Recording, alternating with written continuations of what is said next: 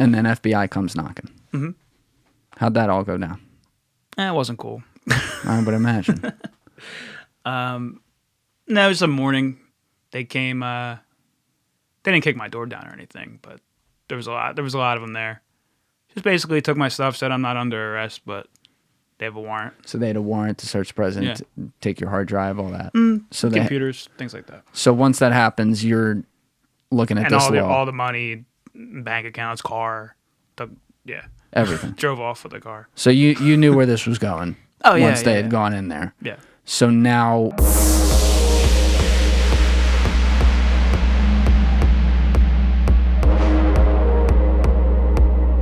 What's cooking, everybody? I am joined in the bunker today by Mr. Nick Castellucci. Nick is a software engineer, a computer whiz, and somebody who successfully hacked FIFA's global operating systems when he was 20 years old. More on that in a second. As a quick note, the second half of this podcast, we talked about a variety of topics, including the Metaverse. Now, we recorded this podcast about 1 or 2 days before Facebook changed their name to Meta. And so for the first 60 seconds of that conversation, when you hear us joking about, well, I wonder what Facebook's going to change their name to, that's why. So besides that, everything should be clean. Back to the main point, though, which is the whole FIFA hack thing, which is Nick's wild backstory that was covered for the entire first half of this podcast. And I don't even know how to put this, but just listen to what happened in this case, because it became a federal case. He was found guilty in federal court. And what I'll say is that I thought I knew what he did before he came in here. Seemed pretty straightforward to me, like, okay, yeah, that's a crime. I did not. He explained it in its entirety. I made him go back a couple times to make sure we all understood it. But for what it's worth, my opinion clearly is that he did nothing wrong. I've talked to several people since I recorded this podcast getting worked up about it, and they agreed. They're a lot smarter than me at this shit, too. And it's a prime example of the government coming in and overreaching because they can. They used an archaic law that you'll hear about called the CFAA. And if you really look into that law, they can convict pretty much anybody who profits off of something on the internet that's violating any sort of terms of service of some sort of entity, which, by the way, a lot of people, a lot of you listening right now have done in some facet. So that to me is crazy. But hey, you guys listen for yourselves. For yourselves. Is that a word? Yourselves, right? That's cool. Yeah, listen for yourselves. And if you hear something that I don't, let me know. I mean, I could be wrong, but that's how I took it. So I really thank Nick for coming in and sharing this story. Really, really enjoyed this conversation. I also am picking up this podcast maybe like 40 minutes in because we ended up talking for a very long time, and I want to keep the podcast to around 3 hours. So maybe I'll put up that bonus content on YouTube at some point. I'll figure that out because I thought the beginning of the conversation was really good too. But I wanted to make sure we got pretty close to the case to just get right into it. And yeah, hope you guys enjoy. That said, you know what it is. I'm Julian Dorey, and this is TRENDIFIER. Let's go! This is one of the great questions in our culture. Where is the nuance? You're giving opinions and calling them facts. You feel me? Everyone understands this, but few seem to do it. If you don't like the status quo, start asking questions. I didn't know Warrant could do it, but I wonder if it was Tor that actually turned them on to it. Yeah, I'm not sure in that example, but it makes sense because I read a story about government took down a pedophile ring. A bunch of people involved. All these people go to court, and their defense was like, how'd you get this information? And I think they got it from, like, it was like an NSA or a CIA 0-day type thing. And the FBI, the NSA or the CIA, I'm not sure which one it was, told the FBI, you got to drop the case. This is too valuable. This is too valuable to us. It must be so valuable that they were able to let 40, 50 pedophiles in some ring go, which is insane. But this stuff does happen. See, and these are powerful tools. That's so hard, man. Yeah. Because on something like that, we can all agree that's disgusting. Oh my God. We know those people are out there. That these are unwell people who do some of the most disgusting damage you could ever do. But the collective precedent of that unfortunately, on a grand scale across hundreds of millions, billions of people, potentially even outside this country, where our legislation could come into play for various reasons. Yeah. It just on what I heard right there, I have to actually look at that case, but just on what you're saying right there, yeah, they have to do that because the precedent of allowing a government to throw people in jail for something done illegally, can't do that. Yeah. And that's just my recollection of it. I might be getting some of the details wrong. I did read that they had to drop the case. I heard the FBI was actually upset about it. I would think like, so. Of course. So, yeah, it's not like they were like, oh, well, we're just going to keep this a secret and we're cool with it. Now, I think that was like very upsetting to them. But I know, doesn't law and prosecution have some sort of term? I think it's called like parallel construction, where basically they'll find the evidence however they need to find the evidence in some cases, and then they'll figure out how they could have got there legally and present that in court. All right, so parallel construction, I'm reading off Google, occurs when the government learns of criminal activity through one source, but then gives the information to a law enforcement agency to quote-unquote reconstruct, unquote, the investigation so that the origin of the second investigation is different from the original source. I think you just explained that perfectly. Yeah, that legalese definition, I think, is we'll find that we found this information maybe not above board, or maybe we got it from somebody and they're not reliable of a witness or whatever. Let's figure out how to get this, how to like diagram this in a perfectly rock solid legal way. Now that second one you just gave though, that's fine. Where it's like, oh, we don't know about this source, so let's try to that's fine. But it's also like I flew a drone over an American's house, maybe, and I mean, I don't know if they do that. They probably don't do that. The first, I'm sure they do. Yeah. The first end of it though, that example, that's where it's not. Right. There's a huge line there. When you are invading people's constitutional rights, okay, no good. If you can, though, legally find a way to say, okay, we found the end result, but if we just took this asshole to the stand, they're going to say, well, he's a 12-time felon who's killed people. Why would we listen to him? Right. We need to find another way in. Then you do it, and you at least now have, it's deductive reasoning. You now have... You know what the answer is. It's algebra. Now you solve for X. Let me figure out the equation yes. to get me this answer. I already have the answer. Yeah. It's so murky. It's so murky. Law's murky in general, in my opinion. Like I think, like as far as like if you need a defense, you're hiring somebody that is just the best arguer. There's an art to it more than an actual rock solid it's almost like who can tell the best story wins. And it's like that's going to make things by default not even across the board. Like if you don't have a lot of money, if you come from a poorer background, it's just going to be harder to keep your freedom, which is pretty crazy to think about. I have my friend Jim DiOrio in here who is coming back in again, who's had a crazy career. He was a lot of different things. He was high up in the FBI, and he was a case builder, but one of his expertise was also interrogation. He did a lot of that internationally for the FBI, called into stuff. But he talks about the whole defense attorney thing, and he's like, dude, I have sat there and made cases for 5 years on a motherfucker, have him dead to rights, and he's like, he used one attorney as an example. He goes, this fucking guy gets in there, I listen to him in open court for an hour, and suddenly I think the guy might be innocent. And he's not. But he's like, that's how fucking good some of these guys are. Whereas you get some jerk-off public defender, it's like, yeah, good luck, fend for yourself. Yeah. Yeah, it's insane. It's all based on... It's like, I don't know, people complain a lot that like rich people get off on crimes and things like that. That's how it's set up. Not it's maybe it wasn't on purpose, but that's how it's used now. I mean, maybe when they invented these laws, they didn't foresee that, or maybe they did. But that's how it is. I don't know what the solution is. It's weird for me as a defense attorney.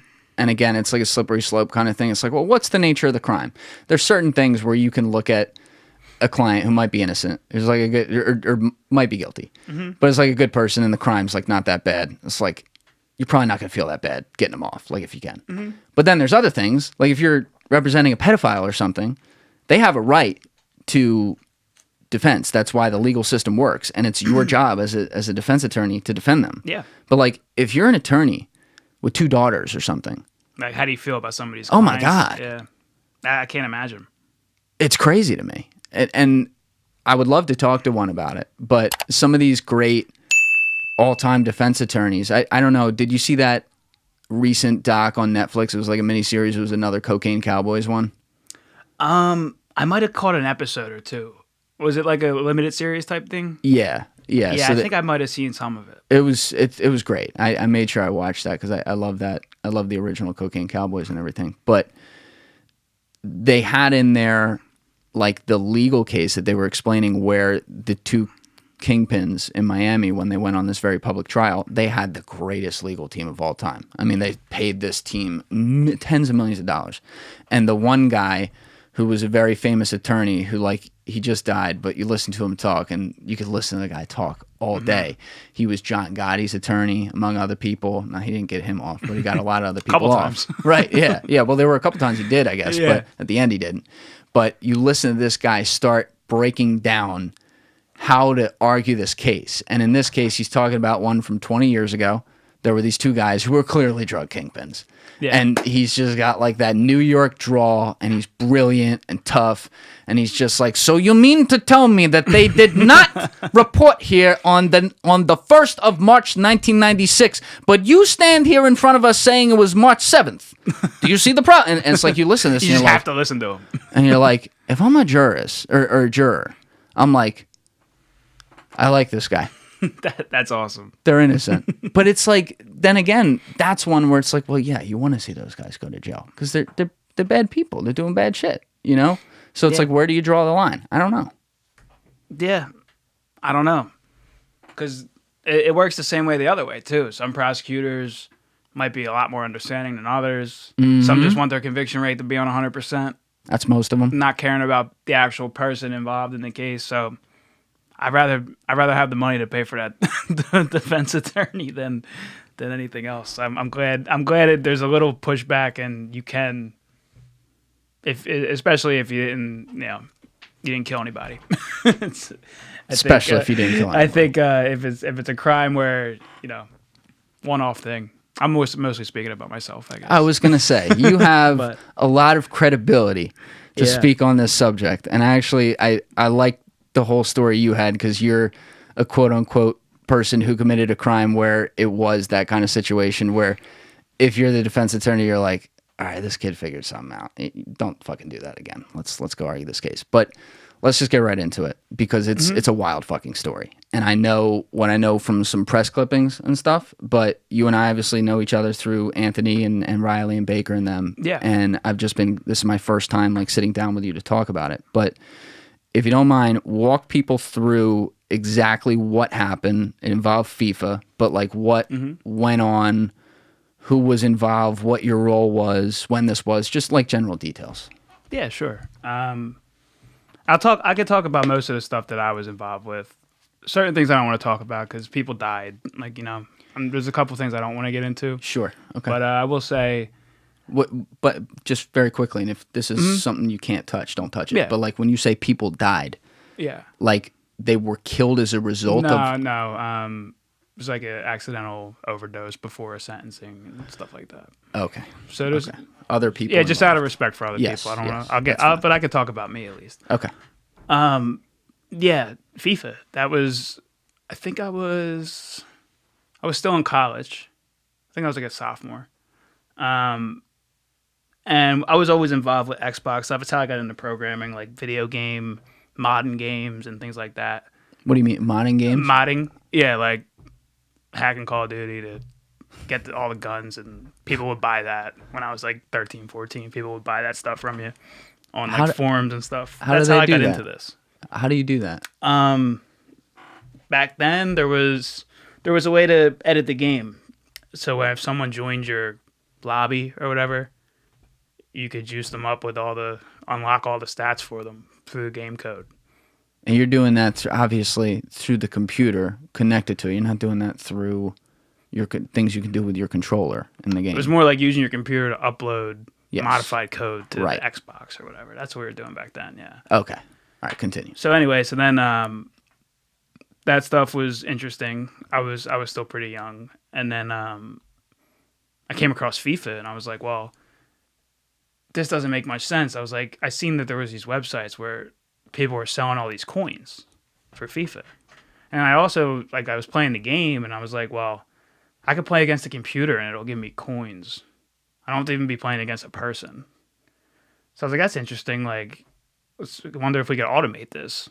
Oh, so did I hear that right? You could only get coins if you played against other people? No, you could play against the computer and get coins.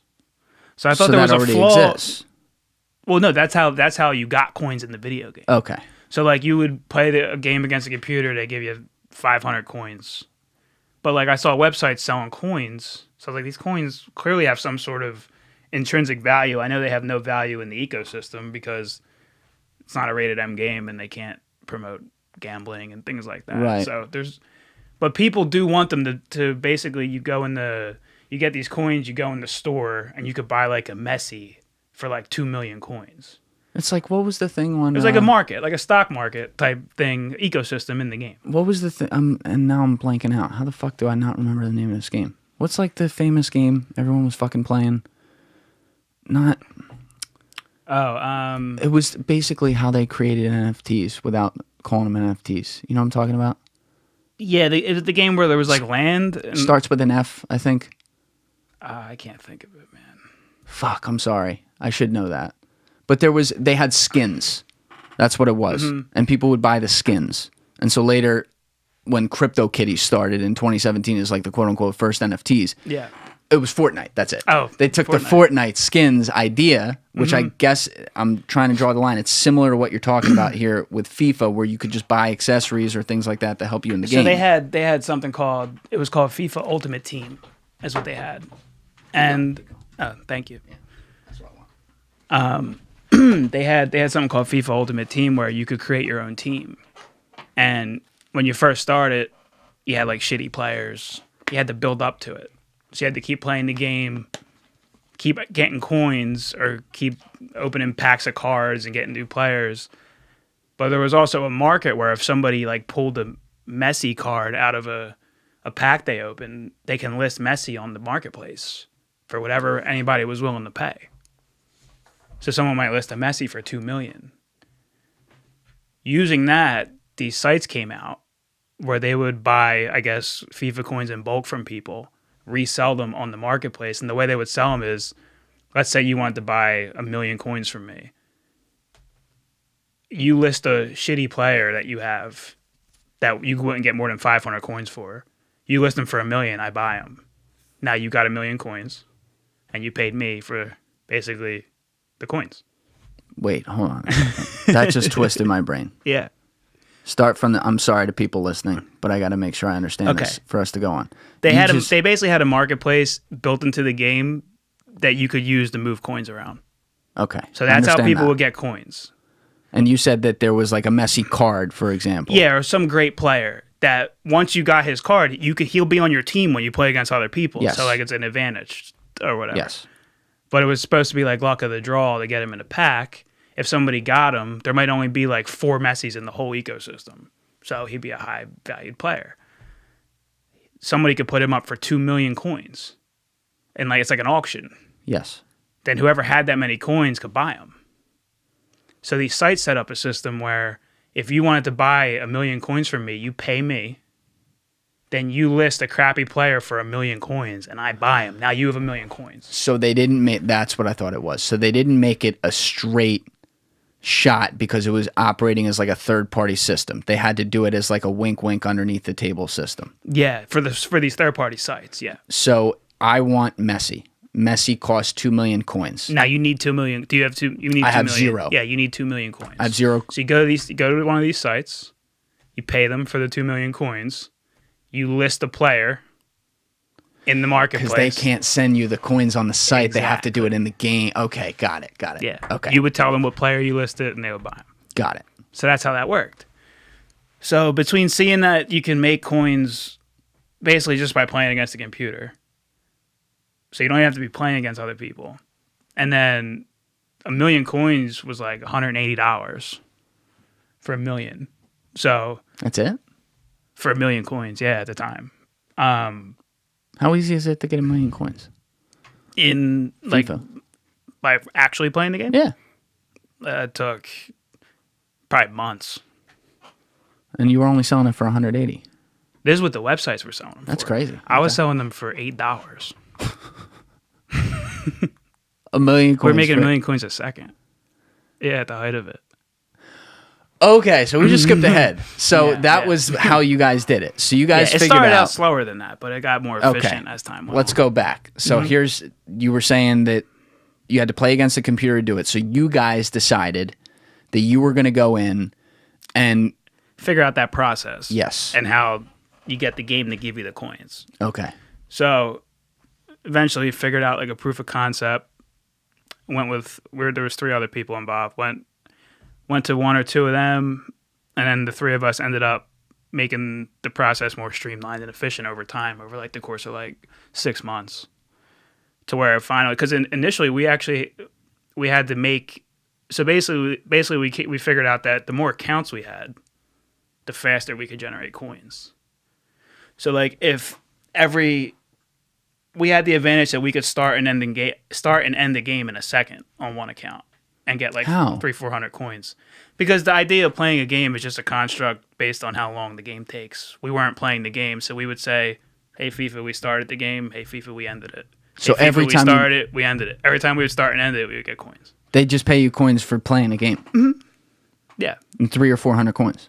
yeah, per account. So we figured, all right, if we expand horizontally, we start making accounts. I would just make accounts all day. When you say you're And add making them to the software, and the software would play on them. so you That's how it created a bot. A bot. It's a bot. And so the bot was playing on Xbox. But were you playing on Xbox through the computer? Because you created a bot. We wrote software that ran on the Xbox. Wow. Yeah. So you wrote software into a Microsoft system. Yes. What's the term for that? Besides bot. Had a modded Xbox. So the Xbox was able to run unsigned code, which is our code. Can't the server detect that? When we first started, there was no security. Then they started adding security to it. They started like sign in the request, so you had to figure out the crypto, encryption and all that. Which then they added CAPTCHAs. If you sent too many too fast, you'd get a CAPTCHA, which aren't supposed to be able to be solved by software, but it wasn't a good one. That's So- where you have to get like the picture and it says how many cars are there in was just here? like a little jumbled math equation, like 82 plus 36. You had to put the answer, but it wasn't like it was like a gradient background. It wasn't like a complex scene, so like it was easy to extract the numbers and the math. How do you that. develop code to do that? That's like a graphics problem, I'd say. So we just had to just develop some code to ID the numbers in the little capture, but. That was we had some good programmers working on it. There were some smart guys. How many people? 4. And how did this all come together? Like, were you guys just all friends on Xbox and we're like, oh, fuck, let's do it? Yeah, we used to do the Call of Duty stuff together. I got into gaming and programming from Halo. We used to modding Halo was big back in the day when I was like 8 or 9. But You were Yes. modding at 8 or 9. that's when I modded my Xbox. I was 8. Yeah. You figured out how to do that to your Xbox at 8. Yeah, it was tough, but I figured figured it out. I've just always been curious. That's Tin- amazing. tinker. Yeah, man. What? So, like, when you were 8 or 9, what was the? Let's talk in real idiot Julian terms here. What was the number of lines in a code that you were modding? Like, how many? It was more like I was finding mods online and using them. Okay, so you weren't actually making them yet. No, I wasn't making I was gonna say that's No. that's insanity. I didn't get. I'm still not the best programmer in the world, but I'm pretty good. So you but, you found yeah. those things, and then you're like, all right, let me teach myself how to do this too. Yeah. I probably started programming when I was like 12 or 13, I'd say. But before that, I just thought it was cool, and I wanted to try and figure out how people were doing it. And I found websites where people were hosting their mods. You can download them and use them. So That's how I kind of got into the whole software engineering stuff. So then you've been doing this. You've been doing it all legally, per se. And then in college, 4 of you guys total, who all play Call of Duty together, you're like, oh shit, this coin system on FIFA's fucked. We could find a way to. Were you using like an EC2 instance to do it, or what was the deal? No, it was code. It was running on the Xbox. It was just straight up your code. Initially, it was our code. Yeah, initially it was straight up code that ran on the Xbox. Eventually, figured out how to get it to run on a server, and then we ended up doing that. So when we moved to PlayStation because that was a whole market. All the markets were different. I know we were expanding like we were like a startup company. That's fucking hilarious. Stupid in hindsight, but. So okay though, it's a good story now. So you were starting it just on the Xbox, and then you said you were going to the server. Does that mean that when it was just on the Xbox, you had to be at all times doing it yourself and running it yourself because the server's not running it automatically? The Xbox we just launched the program, and it would just start going through the loop. It just sifted. Yeah, it would just go through the loop. That's fucking crazy. Yeah, it was cool. Yeah, I thought it was interesting. So, how long before you moved to PlayStation? So I was involved with it for about, in total, it was like summer of 2013 we started working on it, and then by fall of 2014 I was out of it completely. Oh, you left a year early. Yeah, you just totally left. Mm-hmm. What made advice of counsel? That made me leave. Okay, hold on a minute. Let's back up. Yeah. So you did it for like 14 months, 15 months, something like that? Mm-hmm. It was on Xbox, and then how many months on PlayStation before you left? Probably like 5 or 6. Now, when you did this, let's go back to the system. So the system was it would play all these games at a high rate to collect coins. Yeah. Then where did the coins go? Did they go to one account? Guys, use that link in my description along with the code TRENDIFIER at checkout. That's TRENDIFIER, and get your own 8 Sleep Pod Pro cover. It is an absolute game changer. My bed's a queen, so I ordered it in queen size. You can get it in king if your bed's a king size. It essentially goes right on top of your current mattress, and it ties in directly to 8 Sleep's proprietary app, which measures things throughout the night, including your BMI, your body temperature, and a whole bunch of other stuff that, as I always say, you don't want me talking about because I'm not qualified, but it is absolutely incredible. Essentially, throughout every single night, we have different stages of our sleep. You and I don't know what they are because we're busy trying to sleep, but as those things happen and progress, you can get deep sleep or you can get light interrupted sleep. 8 Sleep helps adjust as those stages change to make sure that you stay in a deep sleep and you don't get up in the middle of the night or feel restless. And when you wake up in the morning, most importantly, you feel like you slept 8 hours even if you only slept 6. So use that link in my description along with the code TRENDIFIER at checkout. Again, that's TRENDIFIER, and you will get $100 off your own 8 Sleep Pod Pro cover today. Check it out. You won't regret it. Yeah, so at the end of the day, so what would happen, and this happened even when, like, right after we first started, because there had to be abnormal activity that they could see, like, this guy played 8,000 games today. That doesn't make that doesn't make sense. So they would start banning the accounts after 24 hours. So we used to have accounts that we generated all the coins on, and then we had one main account.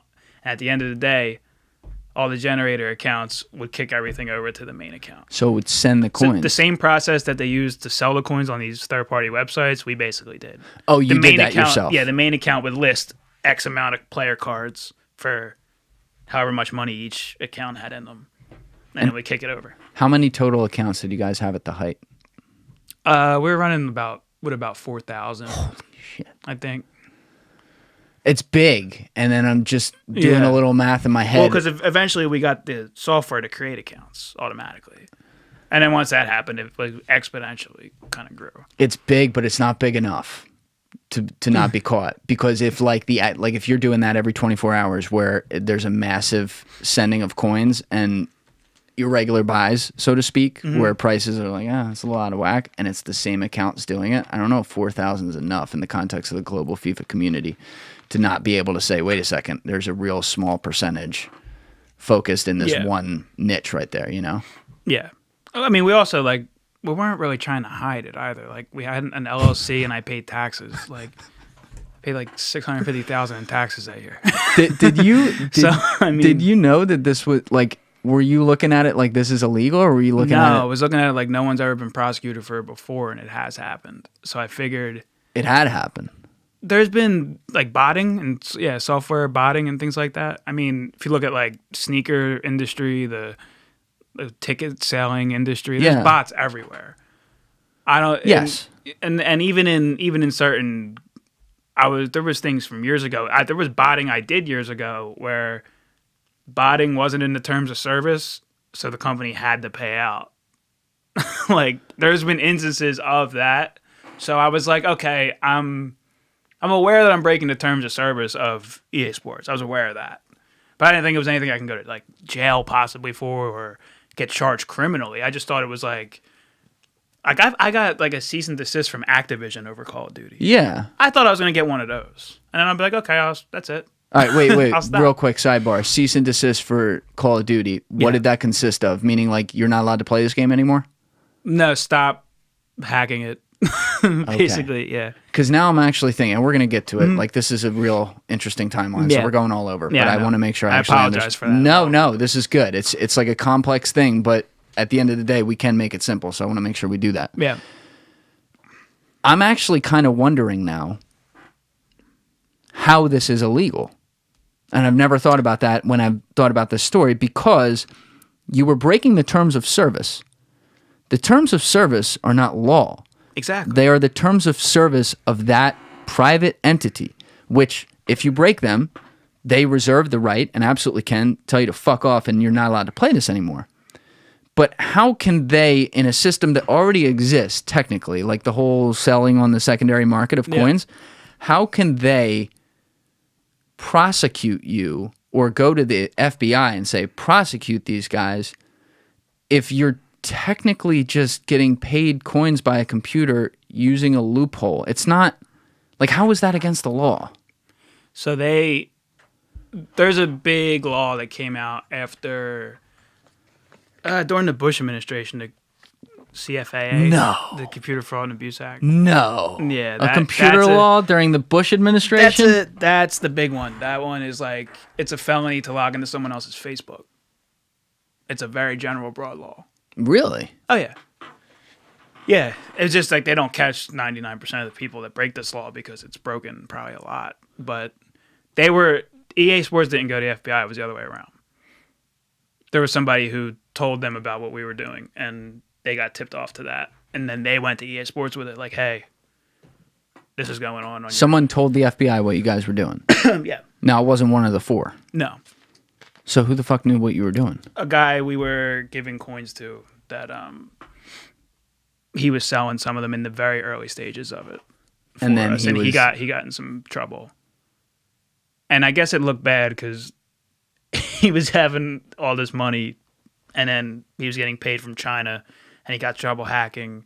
So and he was like 17, 18 years old. So I could see why he'd be like, no, it was FIFA coins. It wasn't what you think it was. Oh, so he got in trouble himself and had a legal shitstorm. Yeah. And so he then said, I have information. Let me snitch. Right. Okay. I'm still trying to wrap my head around this, though. Because what was the name of that law again? The CFAA, the Computer Fraud and Abuse Act. AA law. Let's see here. Computer Fraud and Abuse Act. We are literally going to Wikipedia, people, so do your own research on this, because sometimes this isn't exactly right. The Computer Fraud and Abuse Act of 1986 is a United States cybersecurity bill that was enacted in 1986 as an amendment to existing computer fraud law. I'm not going to list off what these laws are called, which had been included in the Comprehensive Crime Control Act of 1984. The law prohibits accessing a computer without authorization or in excess of authorization. Prior to computer-specific criminal laws, computer crimes were prosecuted as mail and wire fraud, but the applying law was often insufficient. The original 1984 bill was enacted in response to concern that computer-related crimes might go unpunished. The House Committee report to the original computer crime bill characterized the 1983 techno-thriller film War Games, in which a young teenager from Seattle breaks into the U.S. U.S. military supercomputer programmed to predict possible outcomes of nuclear war and unwittingly almost starts World War III as a, quote, realistic representation of the automatic dialing and access capabilities of the personal computer. Holy shit. They used a movie as grounds to make a fucking law. I mean, it's not, in a way, it's not crazy, but still, that's fucking nuts that happened. Right. So I guess what I'm understanding now. It's really that second sentence, I believe. Which one? The law prohibits accessing a computer without authorization or in excess of authorization. So the terms excess of service. Also, it seems like it's at their discretion. That's what I'm saying. Do the terms of service identify excess? I couldn't tell you. I knew I was breaking the terms. I didn't think I was breaking the law because I looked at it from the standpoint of usually when you commit a crime, especially white collar crime, there's like a restitution based on who was hurt and how much they lost financially and things like that. But FIFA coins didn't have any value. They were just traded in the game, and there was the people set the prices on it, not EA Sports. Like EA Sports, you can just trade them up. There was no actual dollar figure associated with it, and they didn't get me for that either, even when I was prosecuted. All right, we're going to get there. Yeah. I just have to pick apart each little thing here because there's parallels to it. Yeah. So you creating these coins, it's like a currency system. When when they print a lot of fucking money, suddenly a dollar is not worth nearly as much. It's inflation.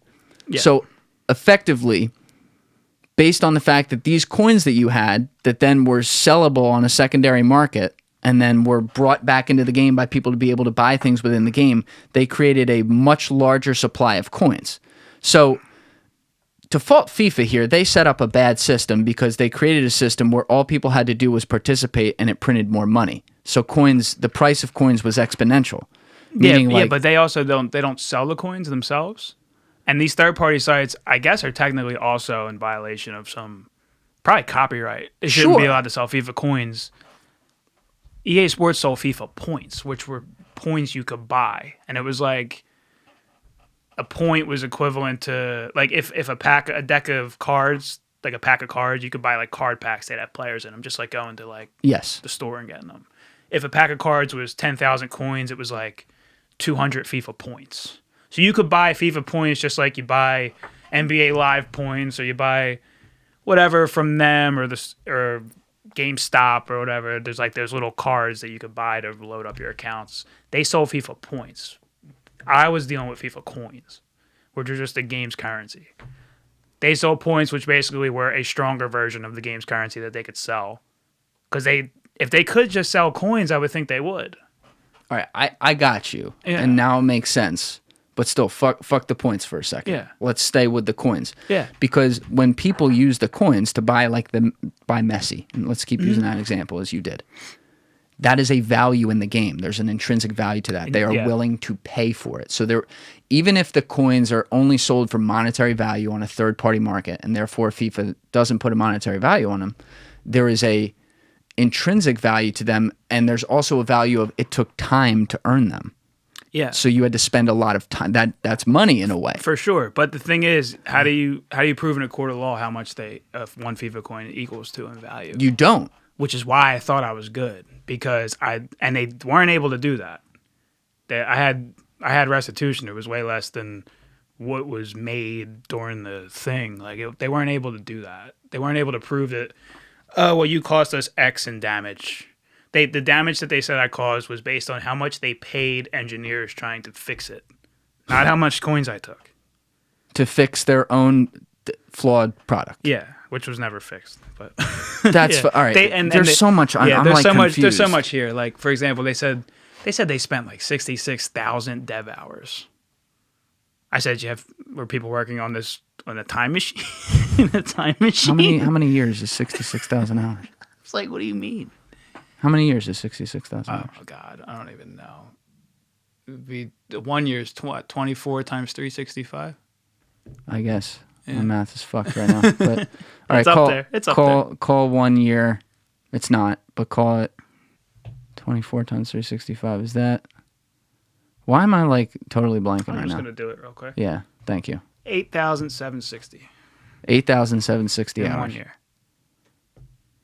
And you don't think they spent 66,000 dev hours on it? Considering I was only in business for 8 months or a year. I don't think so. Well, think about it. They must have had, if they had whole teams on it. Yeah, if they Sure. You don't think they'd have a team of 10 people on that minimum working on anything that could be related to it for a year? I don't know. I think it was fixable. I think you're underestimating your work. I think it was fixable too, but I think you guys found a fucking brilliant system that they just had never considered, which they should have.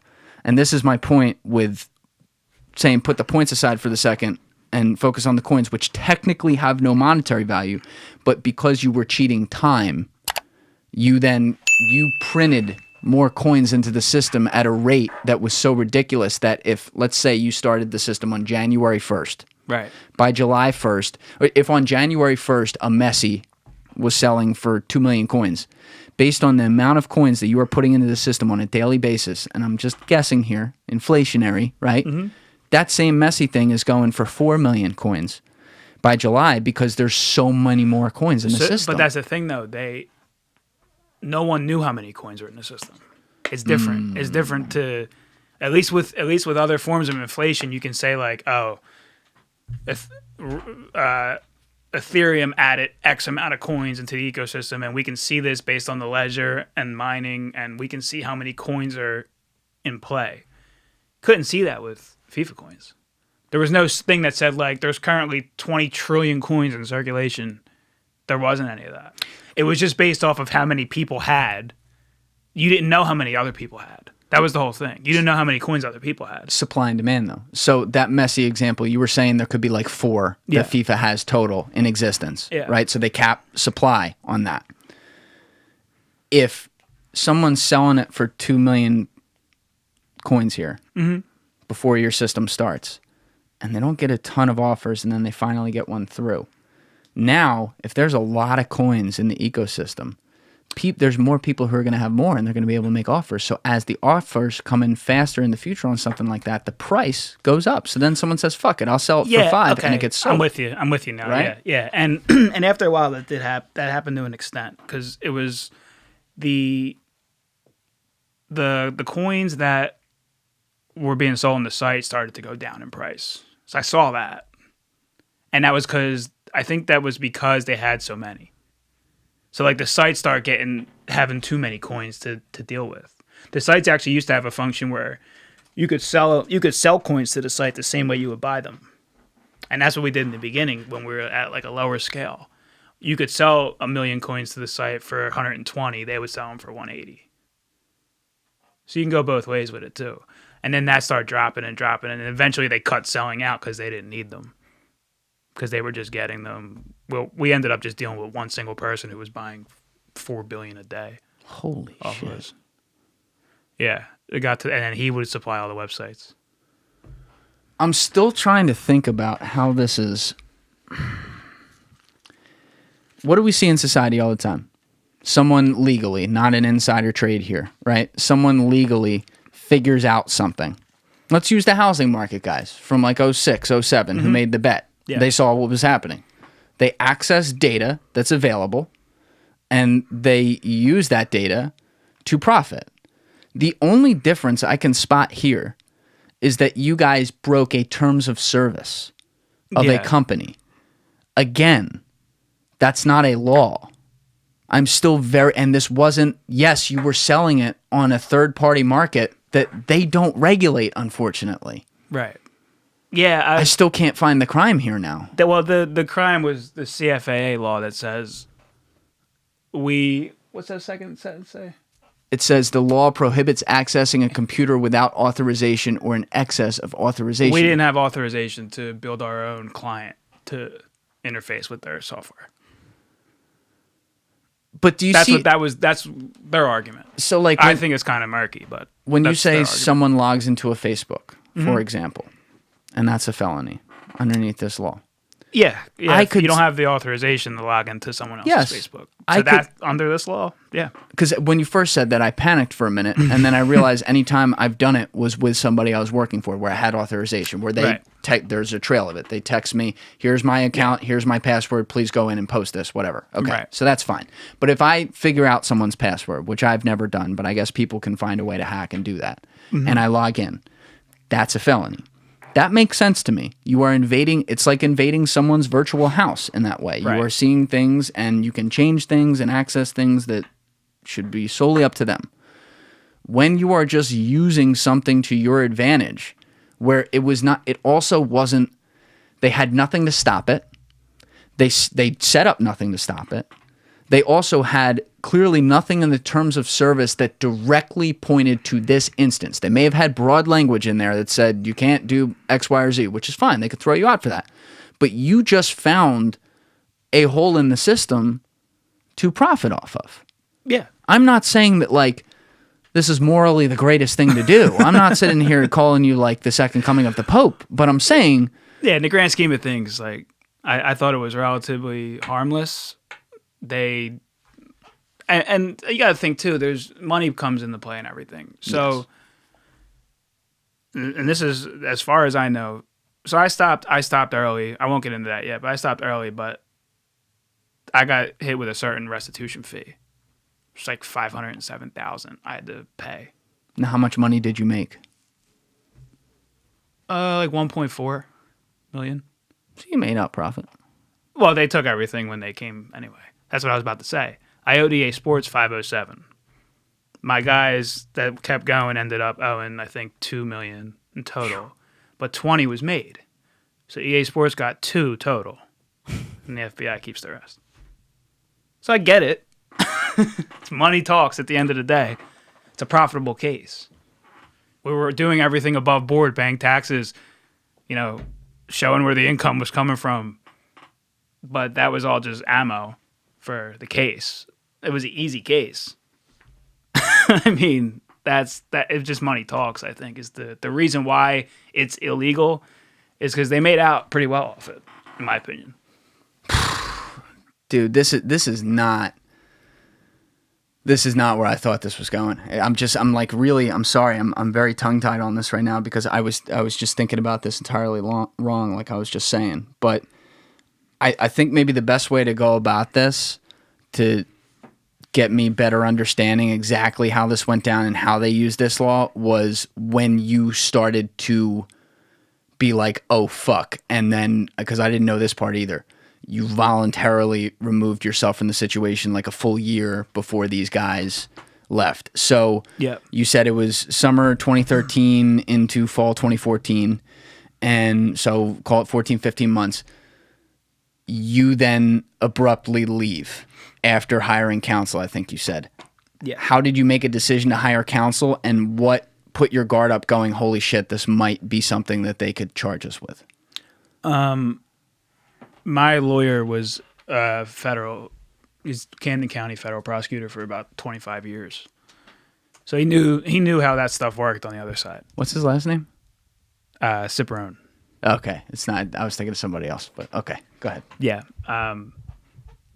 So yeah, he at his advice, I left early. But how did you retain? Like, what made you decide to retain him? So even from the very beginning, the guy who I talked about earlier that got in trouble with something unrelated. The kid who gave you guys up. Yeah, he had like my bank account linked to his PayPal. So when he would sell coins, he would just withdraw. That's how we were doing in the beginning. He'd withdraw to my account and the other 3 guys' accounts. Wait, he would withdraw money directly from your account? Yes, I think back then on PayPal, you could just link whatever banks you wanted to the PayPal account. So he was just... She gave him access? Yeah. Oh, yeah. Made an account, gave it to him just for that. That account got frozen when he got in trouble.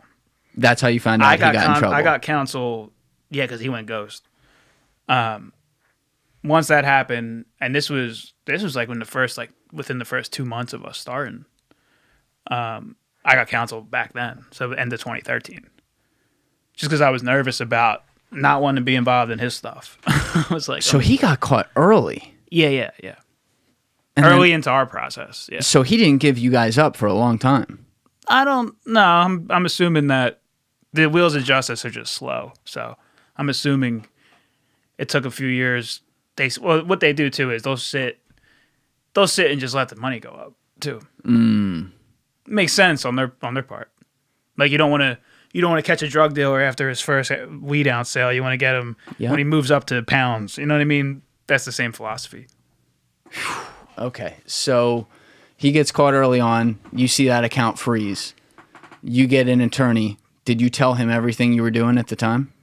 Yeah, I believe so. But you still continued doing this for 9, 10 months, whatever. Yeah.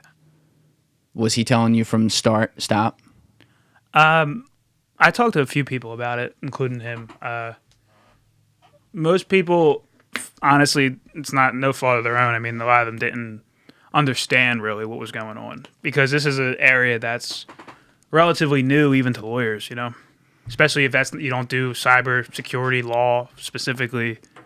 I'm assuming most defense attorneys wouldn't have known maybe back when this happened. Maybe they're more, up to date now on things. And also, no one was ever really prosecuted for this before. You didn't look for a cybersecurity expert defense attorney, though?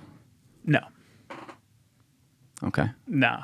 I was happy with somebody that was on the other side of the fence for many years. And he honestly, looking back, everything ended up working out okay for me personally. But yeah. No. And I didn't. It was funny though. Like one of the guys retained a lawyer for the business, like a cybersecurity guy. We reached out to the FBI saying like in it early, saying like, yo, if this is an issue, let us know. No way. Oh yeah, many times. So wait. Never got a response though. They said they're not in the business of informing people when they're committing crimes. What? That's what they told me. But that's like walking into a police station and saying, I am considering going to do X. Well, we were already doing it. We were already doing it. Either way. Yeah. This is starting. Can you please tell me if I'm doing something wrong? And then them being like, no, we'll tell you if we decide it's wrong later. Yeah. Yeah. I mean, that's fucked up, man. Holy shit. Yeah. This did not go how I thought this was going to go. This whole. Wow. Yeah, I wasn't in the basement with the hood on. No. Typing away. It wasn't like that. No, this was like open. This was literal open source. Like, hi, hello, we are open for business. Can you please tell us if our store looks good? Yeah, I mean, we weren't, it's not like we were exactly putting ourselves out there, but we were in circles in this FIFA coin industry talking to websites and things like that. But, and you got to think too, it's in a lot of other countries, there's no jurisdiction for this. No. And the government here is not going to waste time trying to extradite somebody over a video game. So did other governments though have an issue with your case when it came up and asked for justice on their own homelands too? No. Anybody that was outside the U.S. is fine on this. There's people in the UK and obviously China. Oh wait, so there were other outside of U4 coin buyers. Buyers were fine. Yeah. I would think buyers are fine. They're just buying what's available on the market. But if one of you had been located in the UK. But if buying's fine, why isn't selling fine? I agree. But I because they ended up squashing all of it. I know they got us for the generation of it and how we were acquiring them. Yes. But the whole thing ended up being shut down. You'd be hard pressed to find a reputable site selling them now. How did they even shut that down if it's outside there? Oh, because people basically were like, oh, let's not fuck with this. It might have been that. Because I remember hearing that one of the bigger sites at the time, when FIFA 2014 came out. So like we got done this process right at the end of FIFA 13. I heard the guy made like $2 million on launch day on FIFA 14 that ran one of the bigger coin sites. So it was very profitable. And he made a rake. Obviously, like every deal that goes through, he gets a small percentage. That kind of deal. No, there's people buying coins from the site. Oh, because he collected all the coins. Mm-hmm. How was he collecting the coins? There were several different vulnerabilities. So he was using that? Or he knew people were supplying him that were using it. Yeah, there was like a item duplication glitch I remember we weren't using, where you could do things a certain way, sell the item, it would appear back in your inventory, and then if you did that 10 million times, you'd have millions of coins.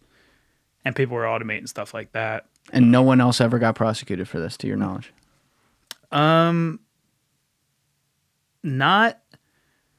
Not directly. Some of the people involved in that other case with the person that informed the FBI on us. But he was. Some people were doing that in FIFA 11, FIFA 12, and it was just a part of the story. It wasn't like the main story, but they said that.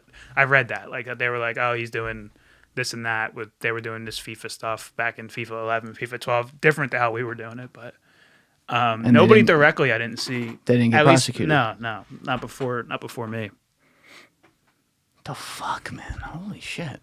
So I wonder if the coin site you were talking about, however he came into possession of those coins, whether it was him doing the actual breaking terms of service or he was just buying off people who did, that he therefore has no liability for because he doesn't know how they got it. He's just buying it. That's where I think the buyer thing is a little different. Whereas if you're selling it and you produced it, you know, you knew what you were doing relative to the terms of service. Right, but maybe the people there who supplied him, if they were indeed caught, maybe they never were, but I would assume it was catchable unless they were going way above and beyond what you guys were doing. If they were caught, maybe they live somewhere else and there isn't a law like this. Yeah, that's likely what it is. I mean, especially in places like China, like intellectual property law is very different from here. There's fakes out there for everything, and they're legally sold here. So I know that IP law is a little different out there, and that probably applies to a lot of these places, these other countries. The law isn't the same. This is a very broad law that you have up on the screen behind me. Were you guys using, to do all this, were you using like a VPN and stuff? I think eventually, but they also had like chat logs and stuff. Yeah. So I mean, that's not great. Nah, they had all that kind of stuff. So you early on, I'm just going back and around here. This is like a lot to handle, so listeners, just stay with me. But early on, you get the attorney. You're in it once again for 9-10 months after that. That's when it got exponential. Like the money started going up as you went along. And then eventually you did decide to leave, and you decided to leave, relatively speaking, very early compared to the other people who stayed in. Yeah. So what made it change for your attorney to go, get the fuck out? This is against the law. Don't really want to talk about it. Okay. Some information came up. Okay. Fair enough. Yeah. Okay. So whatever it was, attorney tells you to get out. Did you have the conversation with the other three where they then tried to get you to stay in? Or were they just like, okay, no problem? But at the same time, it's like, oh, sad to see you go, but now we'll chop your 25% up. Wow. So, I mean, but we left on good terms. So it wasn't anything like that. Did you live in fear of this after that? Before it. I mean, as soon as the other kid got in trouble early. But my thing was, I really didn't think this. I didn't understand how everything worked back then. You're 20 years old. Yeah, I didn't understand that about like sitting on it and letting it grow, and then I didn't know like a huge percentage of federal funding's from seizures, like seizing assets. Mm-hmm. I didn't know any of this stuff back then, so I wasn't. I was still concerned, not living in fear, but I was concerned. But I also didn't think over a video game at the time that this would become, a big legal problem. So a year goes by after you leave. That's what it was? It's almost exactly a year, yeah. And then FBI comes knocking. Mm-hmm. How'd that all go down? It wasn't cool. I would imagine. No, it was a morning. They came. They didn't kick my door down or anything, but there was a lot of them there. Just basically took my stuff, said I'm not under arrest, but they have a warrant. So they had a warrant to search the president, take your hard drive, all that. So computers, things like that. So once that happens, you're looking at this law. all the money, bank accounts, car, everything. Drove off with the car. So you knew where this was going. Once they had gone in there. Yeah. So now, because you didn't serve any prison time or anything like that, like what did they just want you to rat on the other guys, or they already had that though? Yeah, they had it, and everybody else, besides my one buddy who passed, everybody else took the plea deal. So right away, it was just like, all right, here's the deal. We got you red-handed. It was also, as you said earlier, a good case for them because they made money. So it was like, yeah, like when they come for you, they already got you. It's not No, most people don't. Most people don't fight FBI cases, and most people don't win at federal cases. So once they come, there's any lawyer should tell you like don't don't attempt to fight them. That's what Jim said. Because I asked him about that. I said, what about these? Your job is to make a case. They don't hand you something and say, all right, see if the guy's innocent. Like, your job is to make the case. How much do you stay up at night worrying about, what if we're just making a case and this person's innocent? And he said, in the FBI I worked in, not that long. Yeah. Not that much. And I said, why? And he said, because frankly, once it gets to our desk, it's more than where there's smoke, there's fire. It's like there's a fucking fire burning down the forest here. Just fucking make the case. Right.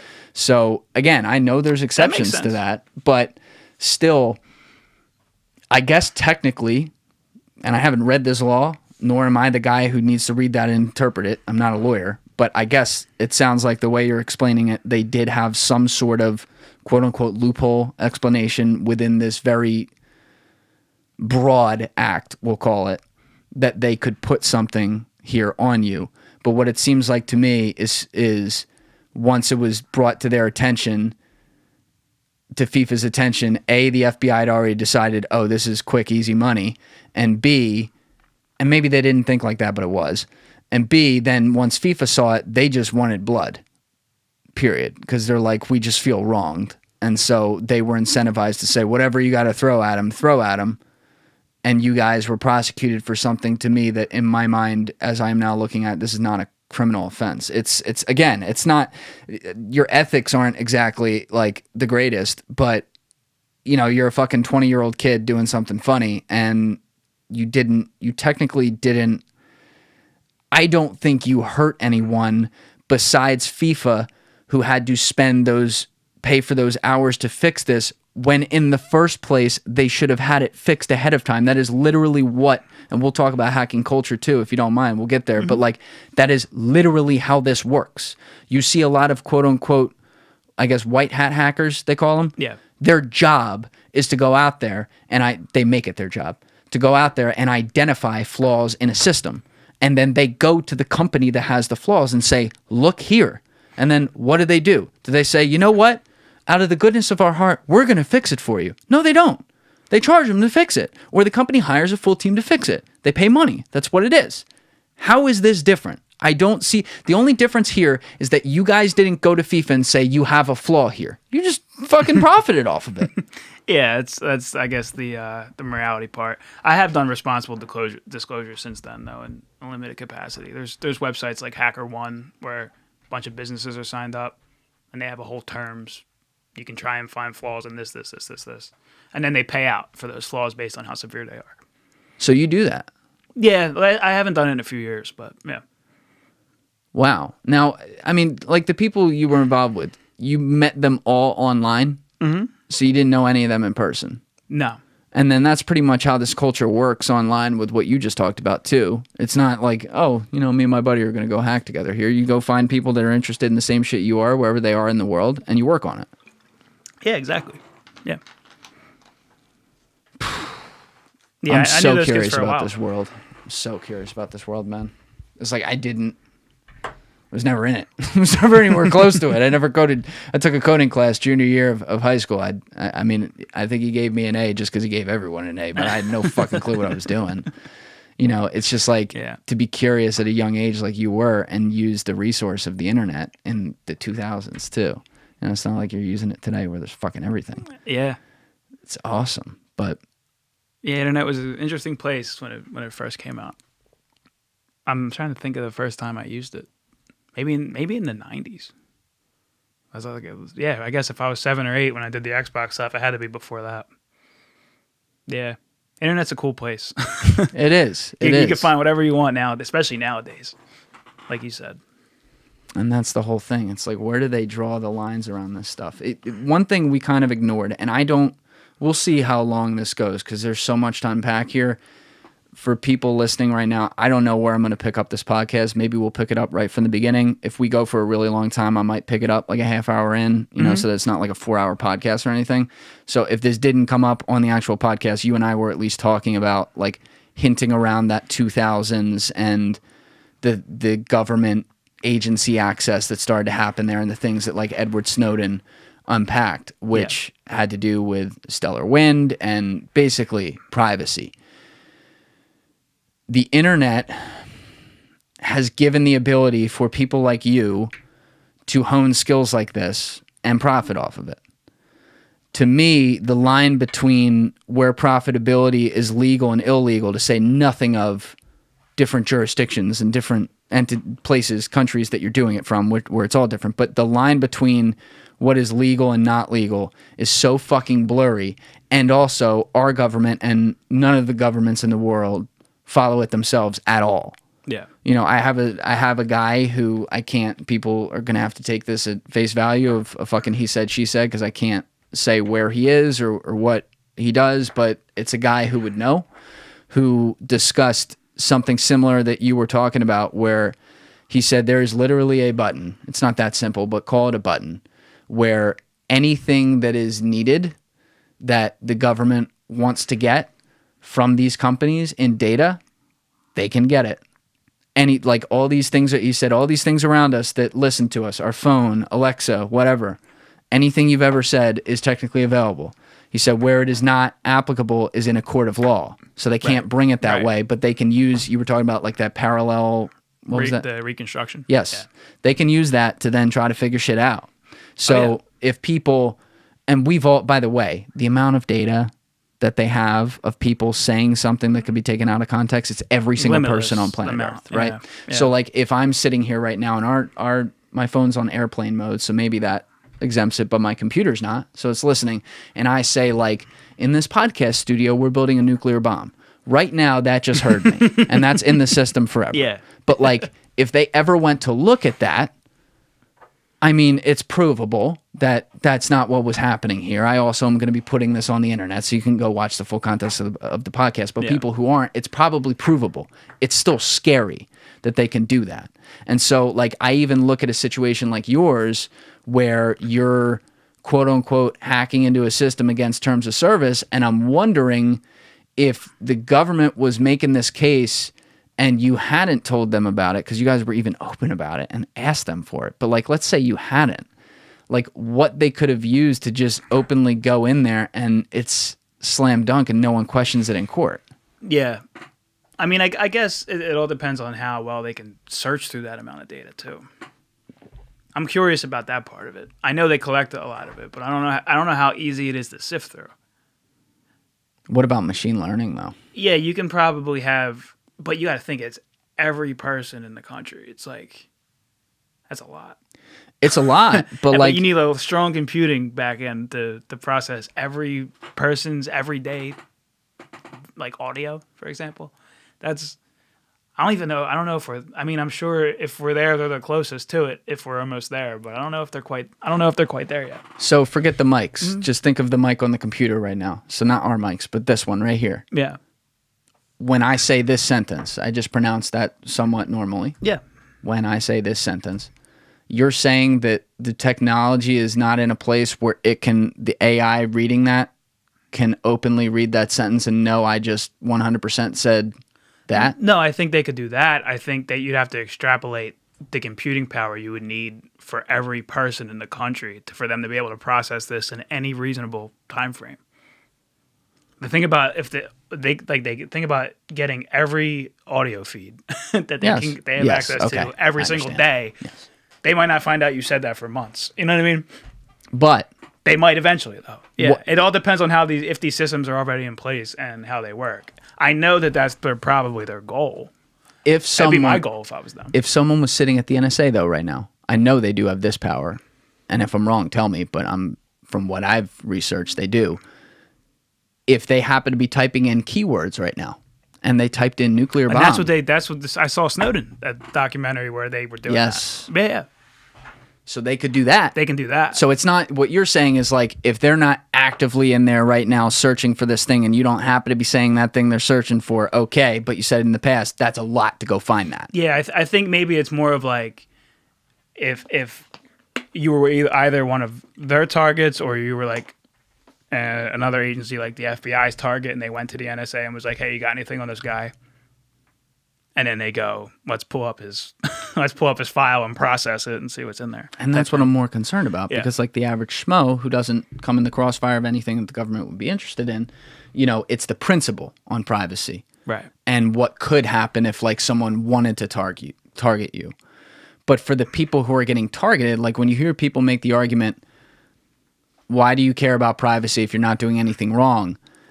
It's because wrong is subjective. And they have these means like you just talked about to look at you even if you're not doing anything. Yes. That's the problem. If they have something against the way you think, just an opinion you have, that's not a crime. And there are certain people that decide in the government, and are like, we want to suppress that. Yeah. This is where people put on the tinfoil hat with the CIA and stuff, and like, I can't look at them and say, hey, you're definitely wrong. I mean, they're probably, when they go to certain scopes that they do, like that they're responsible for fucking everything. Yes, that's probably not the case. But yeah, could I see diversion tactics being used for that? Sure. Do I wonder about who goes behind the scenes, man in a black hat, and says certain things? I do. Like, I look at Jack Dorsey. I'm a moderate fan of Jack Dorsey.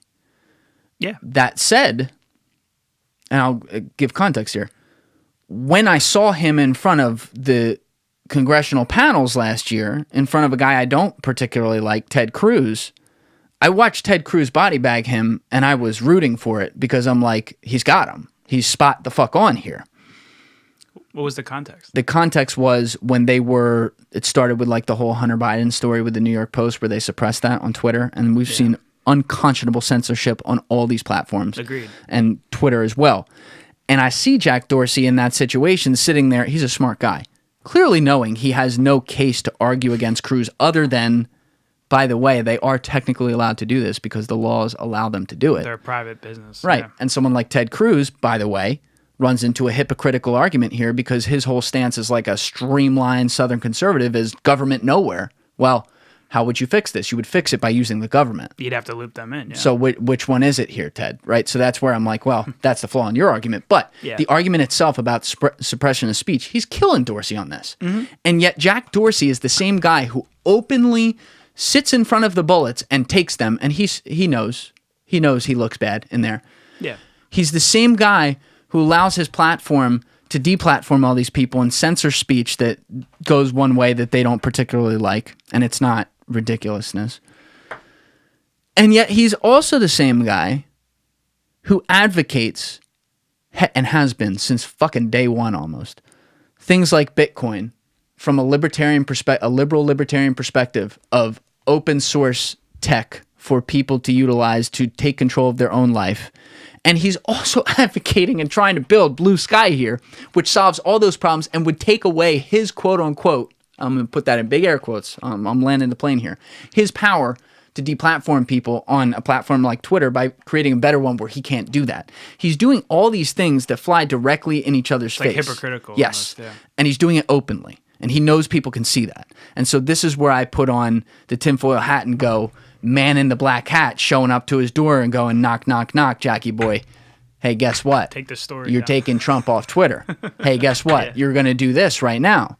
Hey, guess what? We don't like this. This is off. And he has no decision power because, by the way, he's a public company and there's a lot of money behind the men in the black hat who are doing it.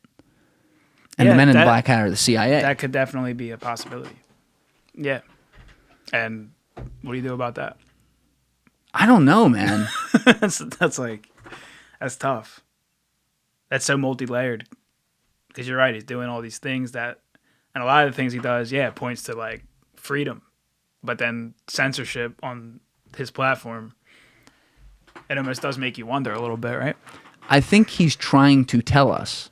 That's where I give him credit. And I understand if people are like, fuck Jack Dorsey right now, fuck you and your opinion on this. I understand that. I have to accept that some people are going to think that way. But I am looking at this. I try to look at actions. Mm-hmm. I try to look at actions and then I try to imagine the burden and weight that could exist behind those actions that have nothing to do with the person. And I have seen the actions I listed about like Bitcoin, about trying to build blue sky, stuff like that, which hasn't happened yet. Maybe that'll get shut down, right? I see these actions and I go, he's trying to... It sounds like more good than bad. Yes, he's trying to be that guy. Yeah. He's trying to be that guy. He also I don't know if you ever saw this, but he went on Joe Rogan. This is like 2.5 years ago now. You ever see this? I don't know if I watched Jack on Joe Rogan. I don't think so. It's amazing. He goes on Rogan. They have a nice conversation. Rogan doesn't press him on all this censorship stuff because they were just talking. Rogan gets ripped. His fans were coming at him like, how dare you do this without asking him about that? And he's like, oh my God, I didn't. It was totally unintentional. Yeah. And so Jack, Tim Pool, who's like a guerrilla journalist, friends with Joe, is flipping out. Joe brings him on his own episode. Does 3 hours flipping out on Jack and censorship, and Joe's like, I wanted to give it a platform because I failed, whatever. Jack then reaches out and says, now he heard Tim Pool. Tim Pool's at least an intelligent guy. He's making all these cases, and on the censorship front, he's got a winning case. Right. He reaches out and says, would Tim want to do a podcast with you and me, and I'll bring in our global head of whatever, like security or something like that. And they're like, yeah, fuck yeah. And they did it. And I'm not going to lie, Tim Pool didn't even, in my opinion, perform that well when they did it, but he won the debate heavily. And Jack knows that. What kind of guy who wants to control everyone openly walks into the bullets that he knows he's going to take? Yeah. Now you have a point. I agree. I bet a lot of these companies wish they could tell us some of this behind the scenes stuff that probably does happen. Are you familiar with a Warrant Canary? Warrant Canary? Mm-hmm. No. A Warrant Canary is something that newer companies, especially newer companies that start blowing up, put in their terms of service that says, to this date, we have not been asked by law enforcement to give up data on any of our users. When that disappears out of their terms, that's how they tell you without telling you. In like a day. Yeah. I mean, if so all the biggest sites, you can look probably historically that they used to have that phrase in there and now do not. I know Reddit's one of them.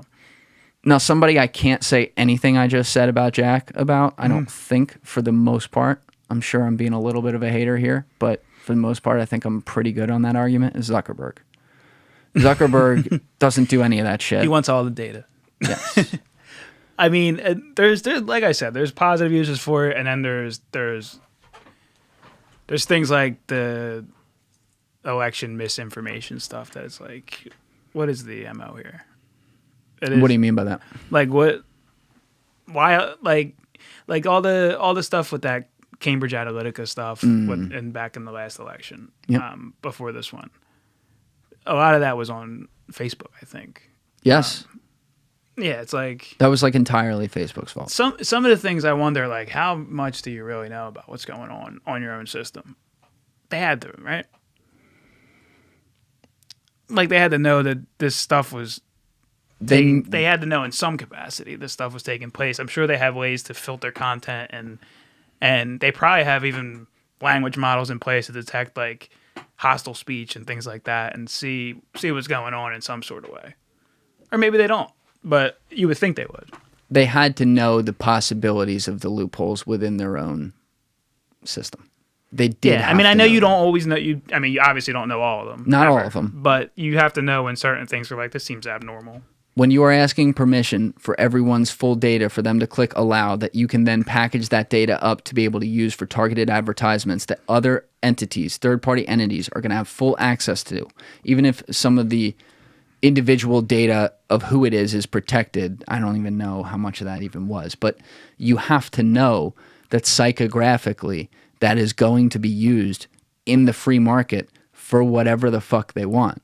Right. And that is what that case was a while ago, but for people who forgot it or weren't familiar with it, there is a documentary on it on Netflix that they did a pretty good job. I forget what it's called, but it's on Cambridge Analytica and what happened there. But Cambridge Analytica was hired by the Trump campaign to understand how people think. And it's down to the color used on the left edge of a picture that is put out on a political ad. It is insane shit. And it's also not Cambridge Analytica, but other entities that were foreign governments in this case, like people have talked about Russia. That's what they did, man. They figured out, like, and the lady Renee DeResta has done like every big podcast in the world, and go find it on any one of them. I saw her on Sam Harris a while ago, I think it was. And then she did Rogan as well, but she's phenomenal. She walks you through exactly how they did it. They would get themselves into, they would create accounts long term. Like in this case, she's talking about Russia, but there's no way it was just Russia. There's a lot of, like, China's definitely one that got away with a lot of this, but they would create accounts in fucking 2009 and let those accounts live over time. So maybe they would do one where it was like even like a page, like a classic cars page is an example she used. And so for 5-6 years, they create a bunch of these in little pockets, and they get 20, 30,000 followers. And then out of nowhere in 2015, 2016, they start very carefully dipping political points into their posts. So they might say, as a lover of classic cars, so the fan who's reading this page and likes this page and follows the content every day goes, okay, that's me. We would never stand for Hillary Clinton's Oh yeah, fuck that. What's she doing? And then suddenly 2 more come like that. And then another one comes and goes, as a fan of classic cars, what Donald Trump just said about blank, we love that. Yeah, you know what we do. Yeah. Now you start that confirmation bias loop. And they did this. Cambridge Analytica did it, I guess it was in a legal way based on what Facebook had available. The same type of thing. Sounds like they did it faster, too. Yes, it does. They did it very quickly because they did it in a span of like... They were hired for it and did execute it. Yeah. And Facebook's system allows that to happen. And now, do you know much? I'm actually ashamed to say I don't know a fuck ton other than the broad nature of it. But like, how much of that targeting is even permitted within their terms of service now? I think they did clean a lot of that entry point up. It was something with they had access to not only the people who they've deployed some kind of service through Facebook's API or something, and it also gave them access to not only the people they targeted but their followers as well. So it was like this chain reaction of, I follow you, and then I have access to all your contacts. Then I have access to everybody from after you go too many layers deep on that, you got everybody. Yeah. So I think it was something like that they patched up to make it harder to exponentially reach all these people. But I don't know the full specifics, though. I wonder how much of that, and we were talking about this at some point too, but I wonder how much of that can catch, like in Facebook's lifespan now with the data they've collected, can catch them up to a Google. From a machine learning standpoint, even though they were 9 years behind the curve or 5 years behind the curve. The Facebook as a social media platform is not the only thing Facebook does, though. Facebook's deep. They're deep on VR, AR. They have Facebook Reality Labs that they spend a lot of money in these research fields. Okay, so let's go there right now. Mm-hmm. I'm glad you said this because I'll even, and correct me if I'm wrong here, but I'll take it a step farther. They are literally trying to get rid of social media altogether. They are not tomorrow. They're going to make their money on it because they want a new one. Right. Yeah. They now, because they're changing their name, and this is coming out. I saw that. I didn't read about it, though. What are they calling themselves? I didn't even see it. This podcast is coming out next week, so this might be like it might already be released by the time we're talking, but they've kept it very close to the chest. There's people betting on it in Vegas, what it could be called, but it could be called fucking anything. And it goes directly in line with what Anthony and Riley, when they were in here, hinted at a little bit in the podcast. And then especially when I had Baker in here, he talked about they're going there full blown. Then maybe the second time Anthony talked about that too. But they're trying to become a VR company. They want to go to the next internet. They want to do the 3.0. Metaverse. Yes, is what they're trying to do. Yes. Yeah. And Zuckerberg's hugely bullish on that idea. It's an interesting concept. What gives them the leg up on Google with that? Or is Google just because they're just not trying it? I think it all depends just on how much resource they're putting into it at this time compared to other companies. And we also don't know everything that Google's working on or Microsoft or any of these companies. But publicly, it seems that Facebook's investing a lot of time into VR, AR. I know they just dropped those Ray-Bans smart glasses. Mm-hmm. We've talked about that. Not that long ago. But they invest a lot of money into research in these fields publicly. But I think it's a situation where like a lot of the big 4 or big 8 tech companies in the world, if they all seem to work on things in like at a similar pace, even too. It's like Facebook will buy startups, companies, and so will Google and Microsoft, and they all put out similar products. I know it's rumored that Apple's putting out VR glasses. Facebook has VR glasses. Like all these companies are dipping into a lot of the same areas that they think will be profitable. But the metaverse one's interesting because that one is like, by definition, that's going to be a whole world, and how are you going to police such a place, and how is there going to be more than one? It's all very fluid to me. I'm going to ask you the same thing that I'm sure I'm going to ask a million times to other people who come on this podcast. I know I asked Anthony, and we talked about it extensively when he was on, but it's so wide that this can go anywhere and totally away from anything we've talked in the past. What is the metaverse to you? And I'll even clarify that and say, if you want to start with what is the quote-unquote metaverse to Facebook in their mind that they are trying to create. Right. As far as what the metaverse is to me, because I really don't know what it is to Facebook, but I'm sure a lot of what it is to Facebook has more to do with control of it than anything. Like any big tech company that creates one, if it's going to be the one, and one of the big tech companies like owns it, that isn't really what the metaverse is to me. Metaverse to me is like no ownership. It's just a right you have to use, because that's like a person that anyone can go into and do whatever they want, just like the real world. And that's the good, the bad, the whatever. Is it unlimited in size and scope? I think so. So how does, and this is like a land grab question, but how does pricing work in something like that? Like how could, I want to get to like what that looks like too, but just as like an exact question right now. If I want to buy a mansion in the metaverse, what's to stop me from buying a mansion if I could just build one in my Sims world right there? Yeah, so I think the building tools that you have are going to be important too. Like a lot of stuff needs to be fleshed out, I think, a little bit, or else if there's going to be a hack that like enables people to really take advantage in that world. So like a lot of the groundwork has to get laid out, and I don't know. I think who sets the groundwork? Yeah, right. Is it a committee? Is it a vote? It probably shouldn't be one person. But yeah, I mean, who's to say like we won't be? I've actually read a story recently. Somebody bought a house virtually. It's like $800,000. That's what I mean. Like what? Who's to say someone doesn't just build a house? Yeah, or they bought a plot of land or something, like, because it's early in that world. Like, so like that's what I'm saying. Like we're gonna spend real world money in these metaverse worlds. That's what I'm saying though. Like land here on Earth is finite. Right. Now we can get to the next level of we're going multiplanetary in the next century, and now there's going to be more land. And then like, well, how does that change value? You know, even if they like found a lot of gold on the next place we go, how does that change the value of gold? Is it all relative planet to planet, or is it interconnected? I don't know. But in the metaverse, as we look at it, there is no finite ability. And so it's not treated the same. Like we can't think of it like if I buy an acre in Iowa, yes, it's a lot less than buying an acre in New York.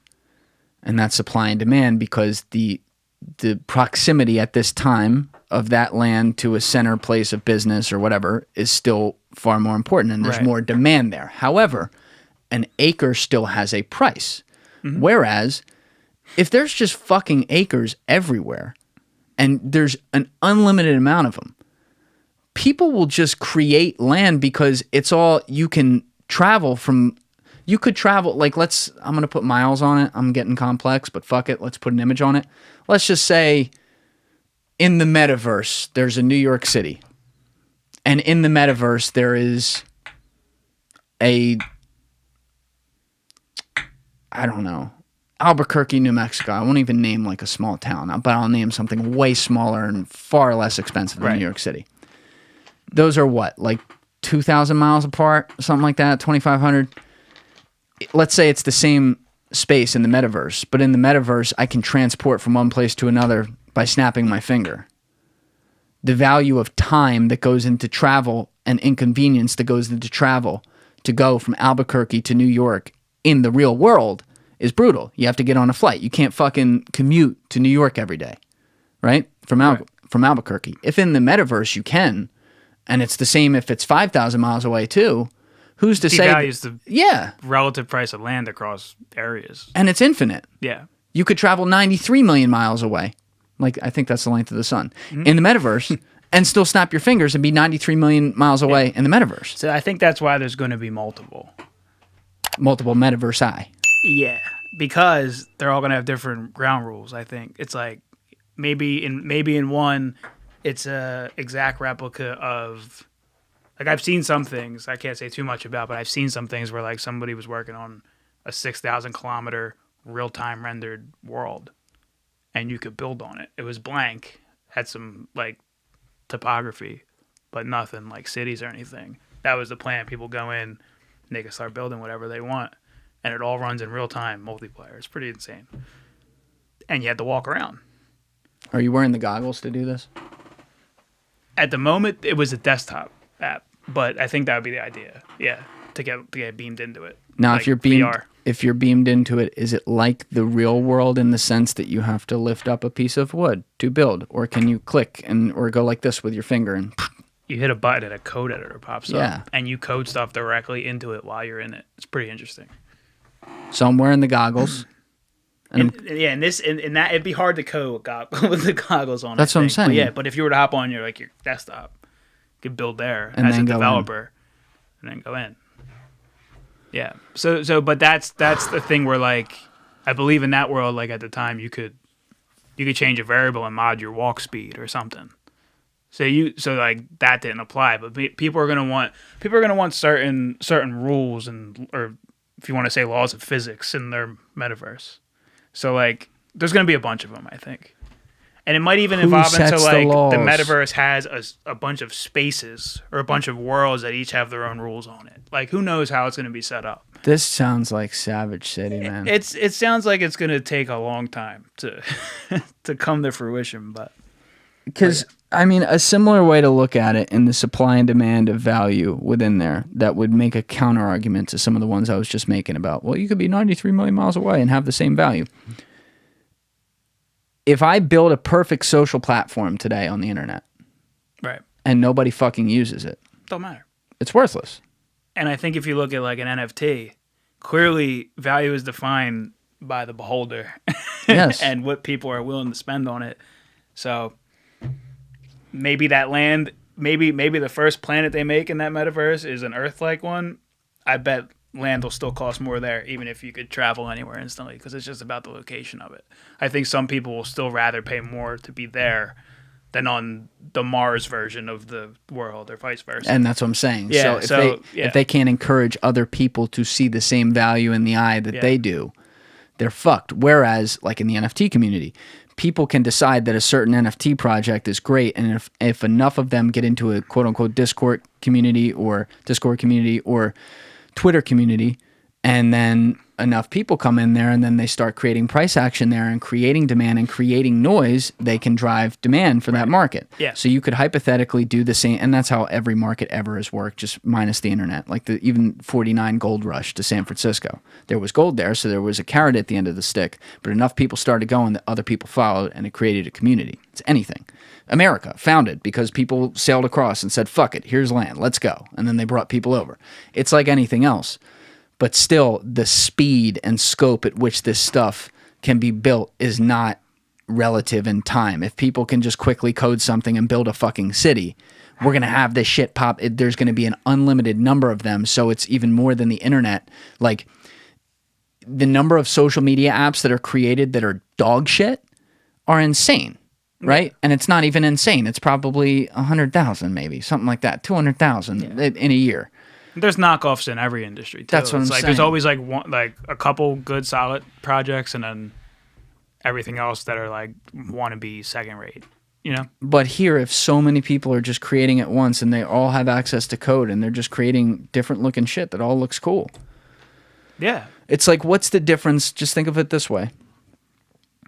Your family and preferred location relative to your personal life aside, if you're and language and culture aside, if you're standing in New York City or you're standing in fucking Tokyo, you're looking at great buildings. They're built different. They look different. They're built differently, but they all are hundreds of floors. Not all of them, but you get my point. I get your point. It's a full city. There's a thriving base here. There's different communities. What the fuck is the difference? The difference then becomes, what are they known for? So if you have millions of these popping up every day in this gold rush of this new world, who's to say people aren't just moving spot to spot because they fucking can? They don't have to get a moving truck to do it. Snap your finger, make a code, boom, you're moved. Yeah. Yeah, so it's going to be similar to the real world and different at the same time. So, like, it's going to be similar in the fact that over time, certain worlds are going to stand out and become popular. And that's going to provide that intrinsic value to these worlds. But it's also different in the fact that if travel time's instant, price will not be based on travel time and how close you are to the action. It'll be based on something different. But I think there will be value.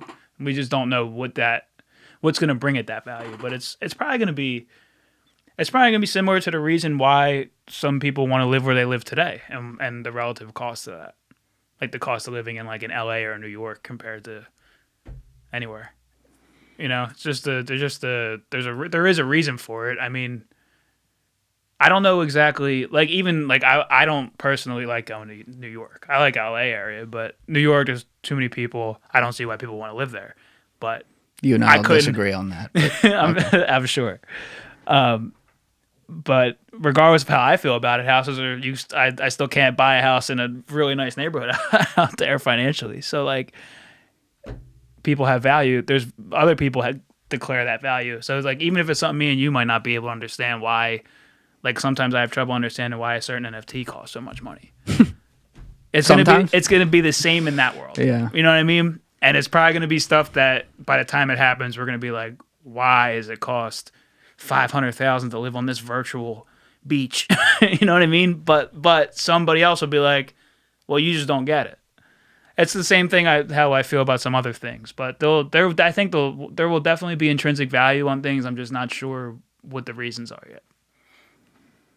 Can people invent fake societies in these things? So this is a supply and demand question. If people create billions of metaversi, I'm using that term. That's my thing. I think I invented that. I don't know if that's real. I don't know if it's metaverses or metaversi, but we say metaversi in here. Anyway. Yeah. But if people invent billions of them, you know, there's 7.5 billion people in the world, so billions of them are basically going to be uninhabited, maybe by only the person that invented it.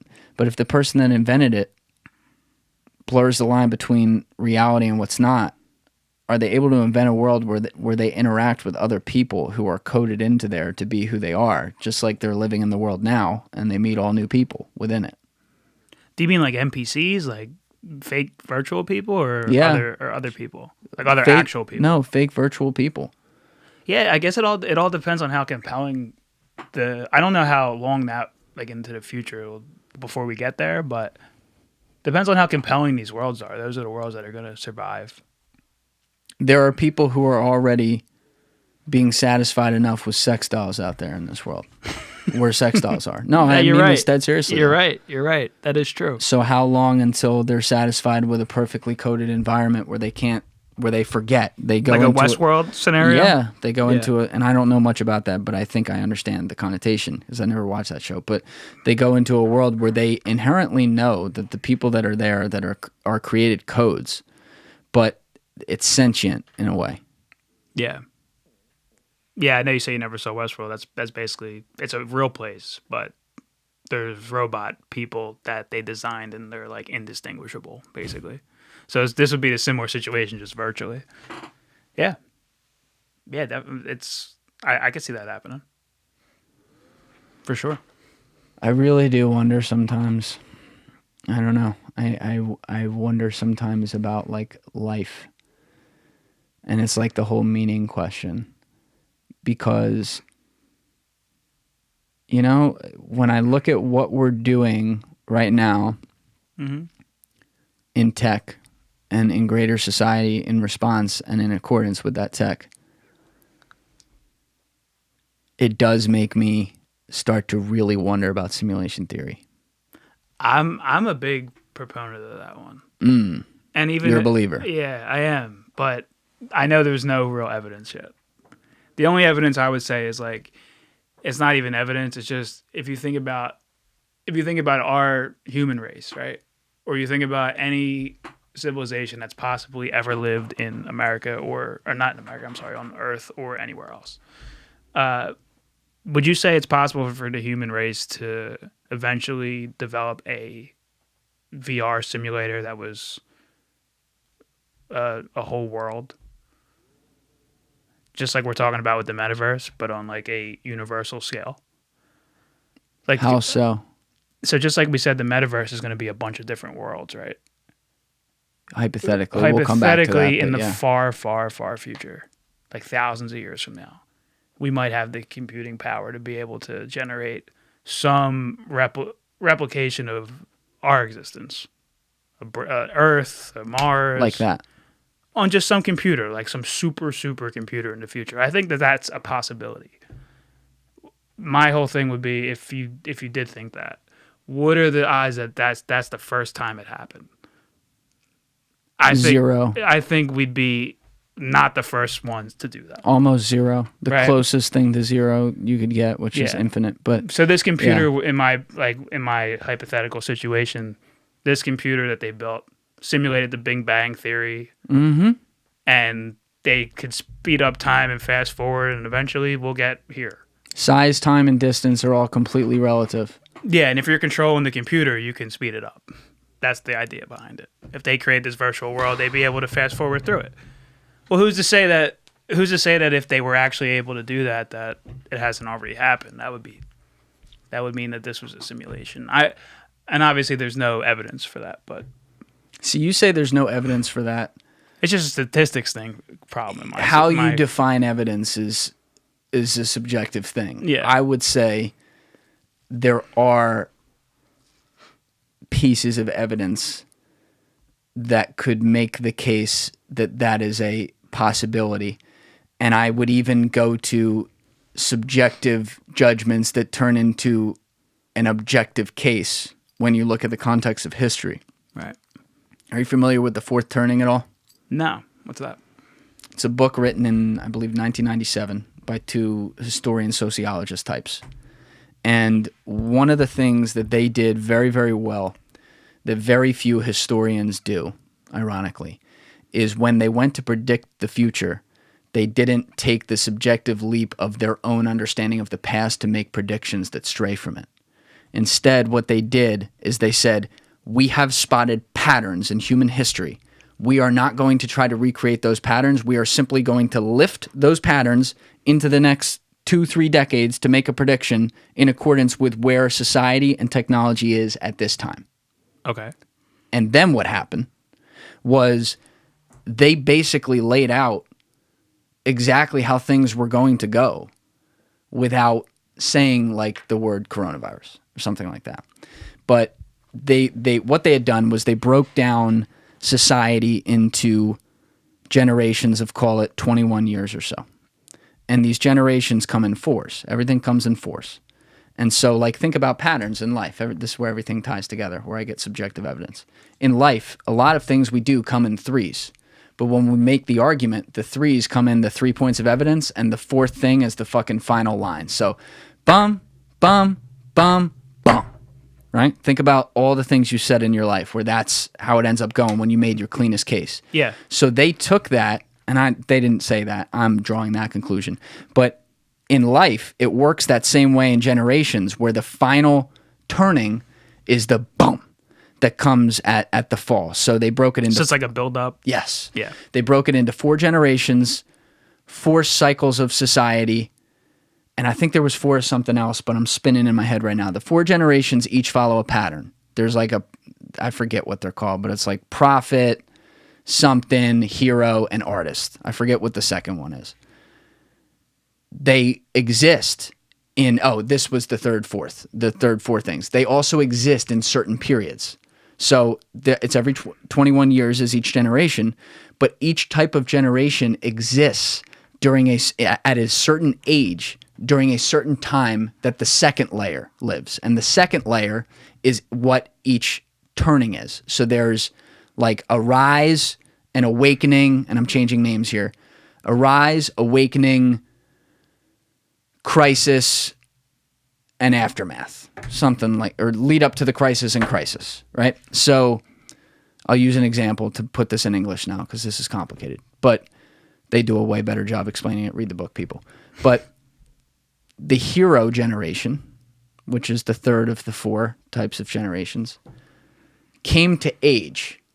Coming to age is 21 to 42, roughly, during a crisis, which was World War II.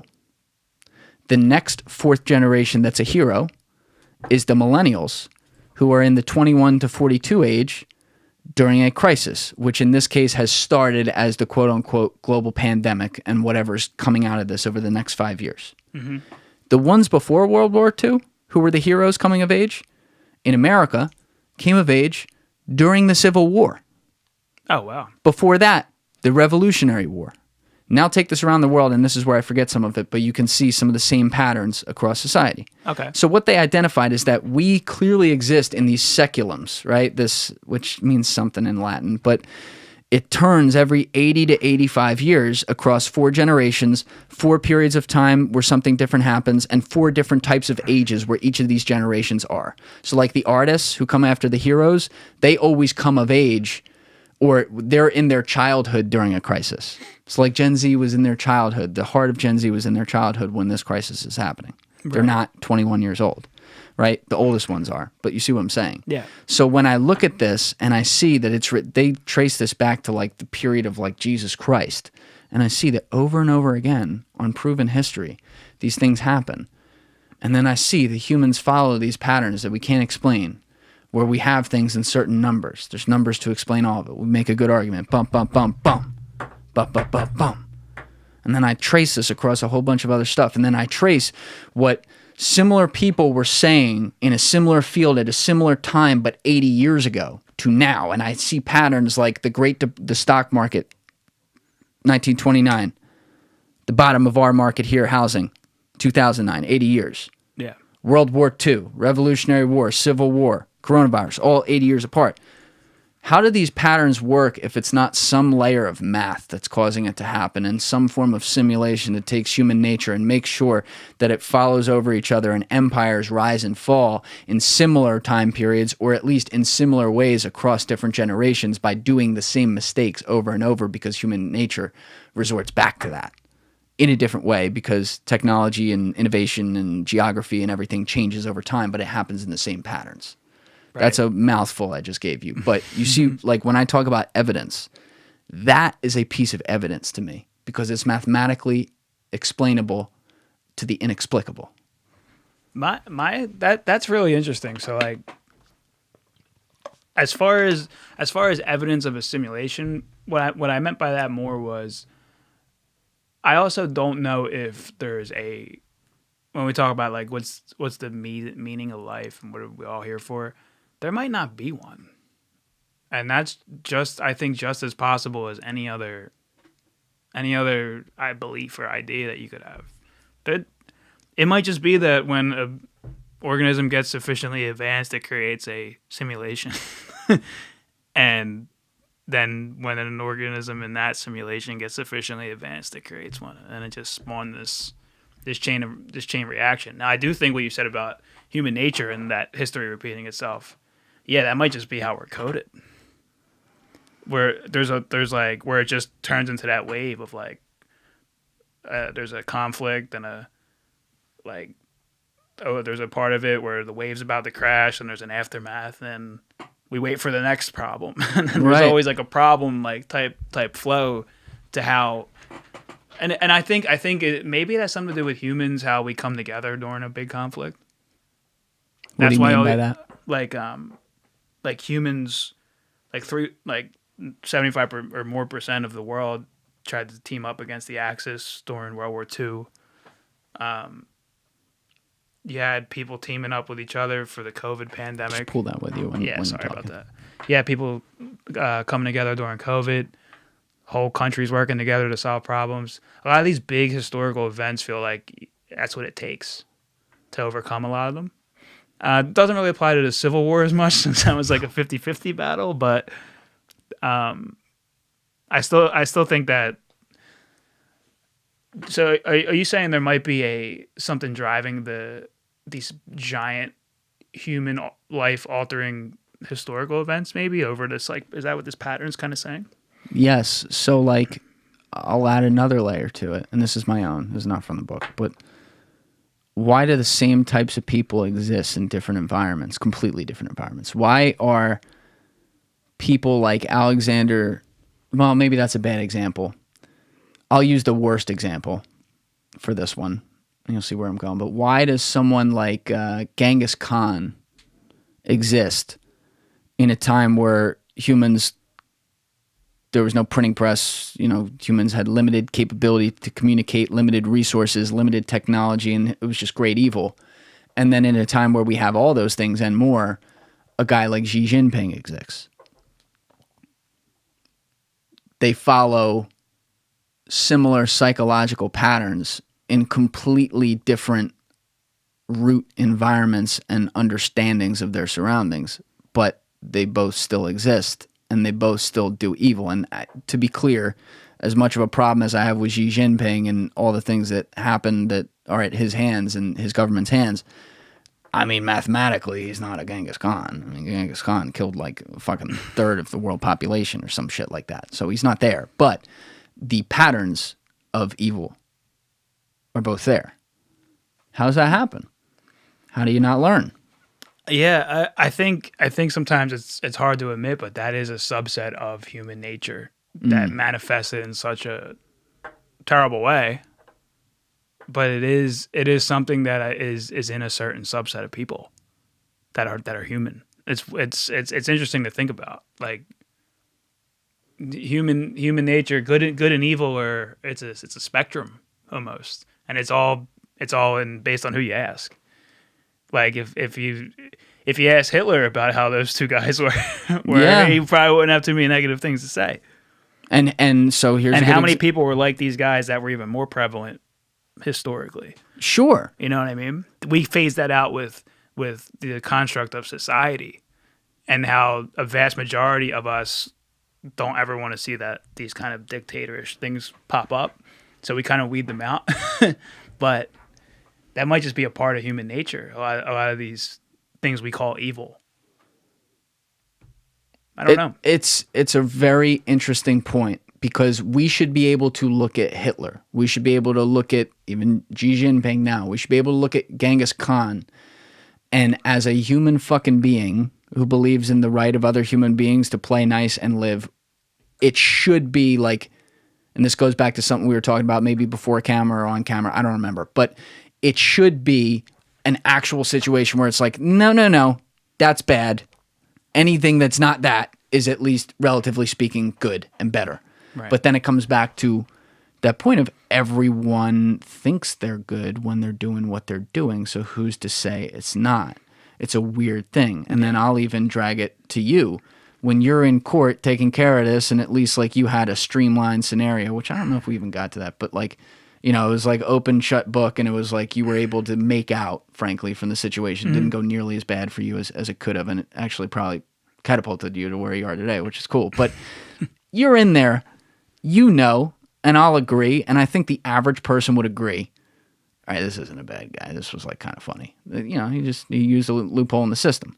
Whereas, when a pedophile is standing in that courtroom, that is not what we think. Right. And we go lock that guy away and fucking swallow the key. Yeah.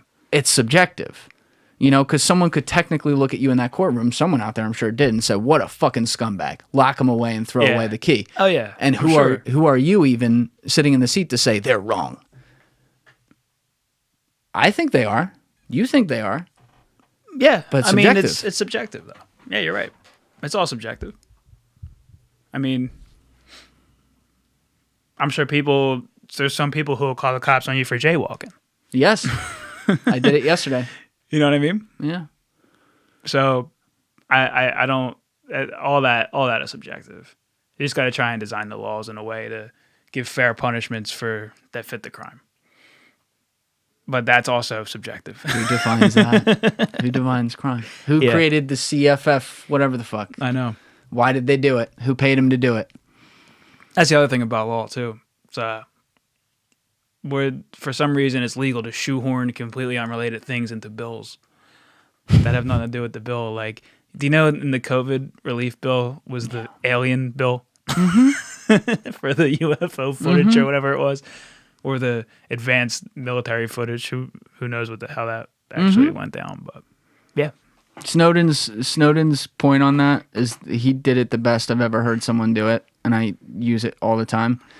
If a law has a name that sounds too obvious or too good to be true, that one's the worst kind of law. Yeah. Like, they all have loopholes in them. They're all fucked. They all have some bullshit in them. But he's like, the Patriot Act. People's fucking sirens should have gone off like. That's probably the worst thing ever created. It sounds too nice. It sounds like you're saving humanity. Like, yeah, if someone comes out with the Saving Humanity Act tomorrow, they're probably going to call for genocide in the bill. Like, that's probably what they're doing. You know, and it's so fucked because there's stuff that's common sense, right?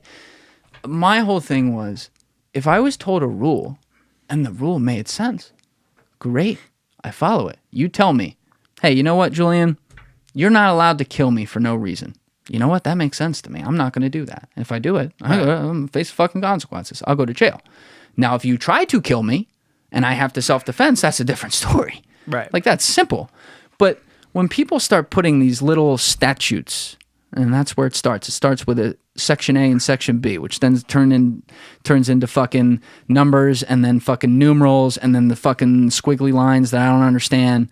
And it gets deeper and deeper and deeper to the point where the average person has no fucking idea what any of this means. It gets to a point where I see people in court for stuff, and I'll even use yours as an example now that I understand it, where I'm like, did they even know? And like, are they even negligent for doing that? Like, they say negligence isn't a defense. What if it requires paying a fucking lawyer $100,000 just to try to understand the law? Right. Yeah, it seems like in law there's the expectation that every citizen's supposed to completely understand it, and that's just not even close to the case, you know? It's impossible to. That's why lawyers even will only practice certain areas of law, because how the hell are you supposed to be an expert on every area of the law, and then you're expecting a normal citizen to have that knowledge too? I don't think it's possible. And that even highlights another problem though too, because as the world gets more complex, it becomes more and more litigious. So people, the number of laws and the scope of laws, like, they don't remove laws at the same rate that they add them, and resources are always added around the world. So there's more things to try to legislate. And it's like, if you look at it in the context of America, I often grapple with the idea of, if it falls as a quote unquote empire of the world, it falls under the weight of its own rights that are used against it. So like in this country where everyone's worried about getting sued for shit, if you are a foreign nation who's trying to sow discord and distract from your own gains and means, whatever those are. And obviously I always point to China as an example of this because that's just the natural one. China is not a democracy. They are a communist country. They have their own set of ideologies that I completely disagree with and find evil. But again, subjective, I guess, if we're going to say that and continue the arguments we've been saying. So I'll at least put that. But I'll call it evil. And they can use fear to drive us, and our litigious open society that allows people the right to use litigation for things, to drive us mad under the own weight of how do I want to put this? Under the own weight of what the repercussions of things are. So like when I look at COVID, and I have a very moderate opinion on COVID that you don't hear on the internet because the extremes win. I firmly believe that it is a huge problem and something that is dangerous.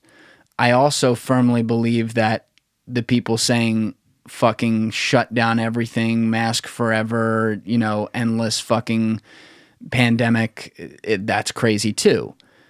But reasonable people who think that and are in positions of any sort of power, and I include the owner of a small business in that, let alone a corporation, nobody wants to be sued.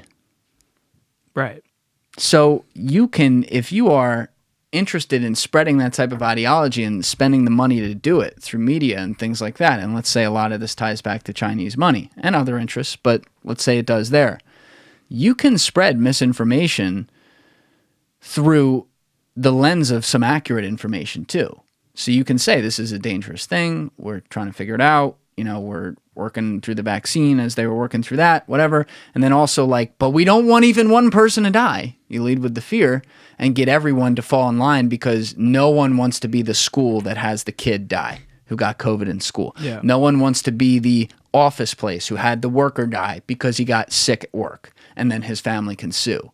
And so you talk about people not knowing the full extent of the law and therefore not knowing if they're breaking it, which you can speak from a personal place about, but there's also the idea that the law is so wide that people can use it as a fear tactic at the snap of a finger at every level, and then it gets into groups of people to where then if you dare to disagree, you're going against the safety of the group. Does that make sense? That makes sense. Yeah. I don't think that just applies to places like China either.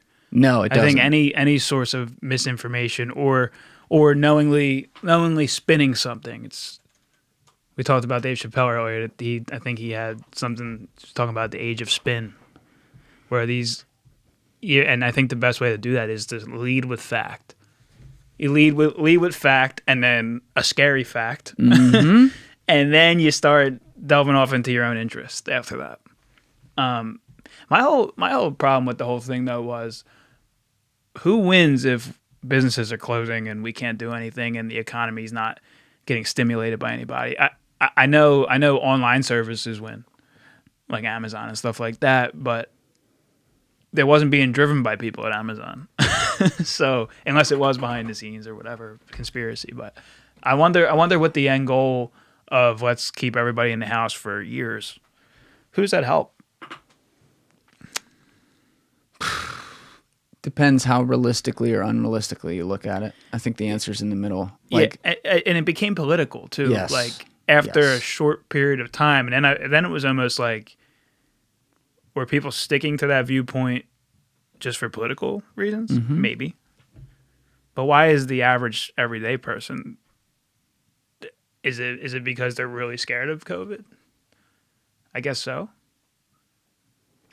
Here's another simulation theory evidence point. You just walked right into it. Mm-hmm. What I would call an evidence point. Political ideologies over time. They're a circle. They're not a line. They even flip-flop. Correct.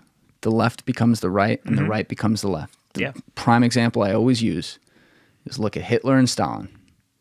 Hitler and Stalin hated each other.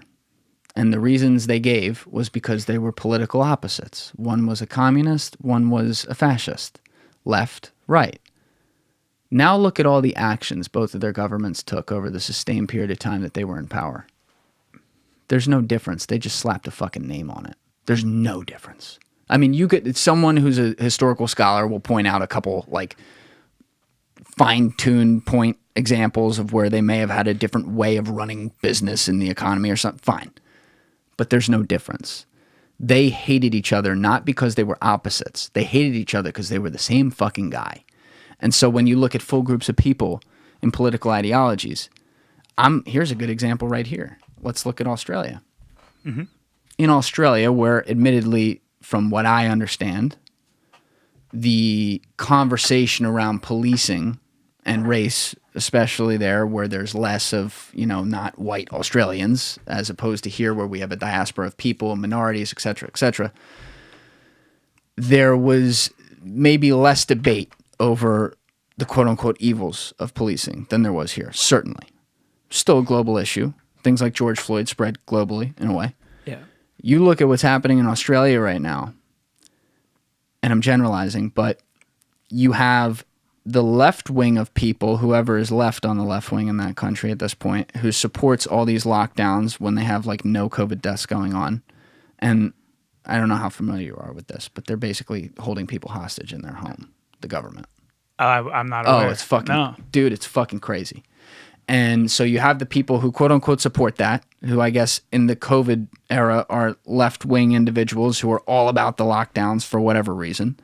And then you have the people who are opposed to it, including people who have now developed an opposition in Australia to like the vaccine. Not all of them, but some of them on the right side. What you have is the cops brutally, and if you haven't seen these videos, you got to check them out. They're fucking insane. The cops and the government basically cracking down on anyone who even wants to go outside and doesn't get permission from the government. And those people happen to sometimes lean more right wing. And so now you have protests happening where the cops come out to break it up and say, go home. And the people just overpower the cops. And the people screaming, fuck the police, are on the right side at these protests. Those are more people who are definitely right wing, not far right wing or evil people. I'm saying like just regular conservative individuals who want freedom. Yeah.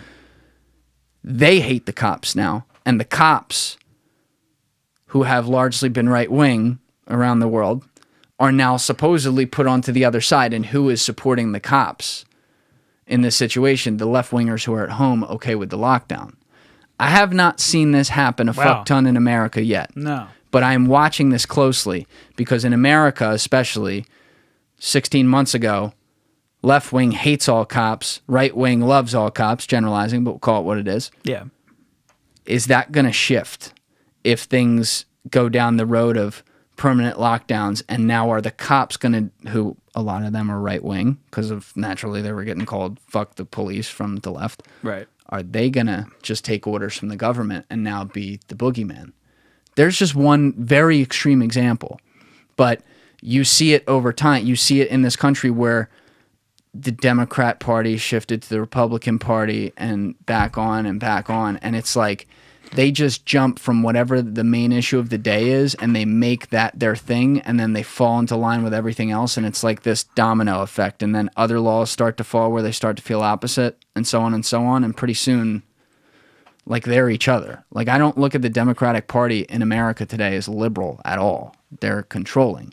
I also don't look at the Republican Party as conservative in many ways. They're like, I don't even know what to call the Republican Party at this point. It's very weird, like post-Trump, but it's like opportunistic maybe is the word I would use.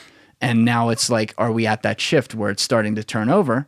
And is that yet another example of how humans follow these patterns and shift without realizing that they're completely shifting their ideology? I think it's almost it's a human nature thing to pick a team. It's a pack mentality. So it almost doesn't even matter what the topic of debate is. Like you've said, in America, I think it's funny. Like my grandfather's a lifelong, my mom's dad, he's a lifelong Republican. Mm-hmm. But and he's in his 90s. So it's funny that party has switched sides over the last however many years with the Democratic Party, but he stayed a Republican. So these beliefs. And I know, and it's also that people's beliefs over time should change. I think you should see the opposite side of an argument, but I think for the most part, this just boils down to that's my team, and I'm gonna root for my team and take their side on things, and it becomes like a pack mentality thing to me. Because otherwise, how would these whole ideologies flip flop every couple decades? It's interesting. It's just like to me a team thing, and there shouldn't be a team thing in politics, but that's the biggest teams out there. Look at free speech right now. The mantle now, when you even start to discuss anti-censorship, people will put you. Maybe this is changing though now. Actually, I kind of feel like it is. But for a while there, people just put you in the box of, oh, you must just be a conservative pissed off because you have stupid beliefs or you're too far right and you can't get them out there. Yeah. I started to see early, because I'm a firm believer in free speech, where that was going. And so I've been open about it since the beginning of the podcast, what a problem that is. Things like the ACLU who in most ways continue to be a great beacon for free speech, they're created from the traditional left wing. They're created from the liberal ideology. There probably wasn't a person in the ACLU voting Republican when that fucking thing was created, which is fine. Now, the people who are advocating for that tend to more be on the right, because they're the ones that, outside of like Fox News and shit, have very little representation in the mainstream. And so you're now even seeing this flip where now the right wing are the people at least speaking about the free speech thing, and the left wing are the people cheering it when the sitting president think what you want of them, and that's absolutely fine to think negatively. The sitting president gets taken off all the fucking public squares, who, by the way, are public organization or private organizations, public companies, but private entities who can do that. Right. But they are the public square now. So it's like that, and that's the First Amendment. If ever there's been a prime example of like that, like you had the right wing saying that people who were talking about civil liberties in some ways that didn't jive with conservative culture 40 years ago saying you shouldn't talk about that. They were the anti-free speech. And now they're the ones saying everything goes. Let's go. Right. That's fucked up to me. And your grandfather, to your point, lived through all that, as did mine. Yeah. Mine's I would describe my grandfather the same way as you. And yet you have your team and you stay along with it. You stay with your team. And I guess switching teams would imply to many people that they were wrong. And depending on how much conviction you have in politics, nobody wants to admit when they feel like some of their core beliefs are wrong to switch sides. So it's like, even if I don't fully agree with this talking point, I'm going to ride with them type thing. You know? Yeah. I'm going to play this video real quick. Yep. This is just an example of what I had on the Australia thing. Let me just change up my audio here so we got it in our ears. We're good to go. Hit this. But there's videos like this all over the web on different measures of whatever. But here's one where they read a social post. So they go to this guy's house. Did you put this on Facebook? Yep. And they say, did you post this pulling on up Facebook? posts? Yes. Did you post this on Facebook 6 months ago? Yeah. Is that you in that blurry picture? Does that depict you at a protest? Were you there? Well, does it matter? Yeah, You're handing me paperwork saying I've sent a photo. I'm not handing you anything. I'm asking you a question. Well, you've got the photo, don't you? So that doesn't. You've put a photo on Facebook. Doesn't actually confirm whether you were there or not. So I'm asking. Were you so there? if I say no, you're not going to give me the paperwork. You're going to go home, There's mate. no Or? paperwork here to give you. This is my Okay. So information. what are we here for? Are you here to serve me, Okay, or? what part didn't? No. Intimidation. Yeah, I know. It's just. Pretty laughing. It's loserish. It is like sad. I'm doing What is this a job humanity? I've Where are been we asked going to in do. life? I've been You've got the asked- cops coming around here Listen. to tell me that I've been in a protest No, to ask 6 you if months you ago. have- To ask if you have been. Yeah, And well, to who lie, gives that's a not fuck? 6 How months ago. illegal is that? Which part? Going to a protest. Why Which are you part? guys here? Why is the Because you're police on my mass gathering. doorstep? He should just close his about door. a protest. Yeah. Because Why? It's illegal. Black Lives Matter protests fucking 2 weeks before Yeah. that. Yeah. Yeah, was that illegal? Are you knocking on their doors? Maybe. No, Exactly. You're not. So Clearly, it's clearly so imitating. Why are you working for this corrupt government? What are you guys doing? Who are you serving? Are you serving us, or are you serving the corrupt government and health officials? They're not no good for you. They're not there for you. Now, you have seen... That's wild. Here is an example in America that I should have said. Yeah. What did you see with videos even that started by the end of 2020, where it was in America, where it was small business owners screaming at cops and getting them out? And let's generalize here, and let's say small town Anglo-Saxon small business owners tend to be more Republican. A lot of those videos you're watching are like the quote-unquote pro-law enforcement, and the police are there with the health services, maybe not because they want to be, but they have to quote-unquote enforce the law, and they're not thinking for themselves, and they're enforcing this law to keep their job that is fucking killing this person. Right. That is totally unfair, because you already told them at that point they could open up, and now you're saying, no, you can't anymore. Or subjectively, we just got sent here and decided this isn't up to code. And it's like you see those people flipping out. If this continues, that kind of shit, are we going to see that shift? And is your grandfather still going to be a Republican? Yeah, he will. Yeah. I'm sure of that, at least. And so he'll go from June 2020 saying, hey, that guy Chauvin was very bad, but this isn't fair to say all cops are like this. I'm very pro law enforcement, and I'm putting words in his mouth, but just the average person like that is going to say that, to maybe 2 years later saying, fuck all the police. Right. And no one asks a question about that. Yeah. Yeah, I don't know what paradigm shift there is going to happen with that, but like you said, it seems to be happening in other countries already, right? As far as what you showed me in Australia and how the parties are switching teams versus what they endorse. I mean, it's happened here, like we've said. I'm not sure the specific reasons why, but I'm sure they'll repeat themselves, just like we talked about earlier, how everything else seems to repeat itself. So I don't know, man. It's I still think we're going to be on this path for a while, though, as far as how the police force feels and their political stances. I don't know if stuff like this is going to change that in the near future, because in our country we seem to be amped by racial things more than all, and there's still a lot of divide there between law enforcement and minorities and things like that, and even beyond what I went through, I don't hate law enforcement. I have friends in law enforcement on multiple levels, but I get it from a racial perspective. Yes. I've never had to deal with any of that.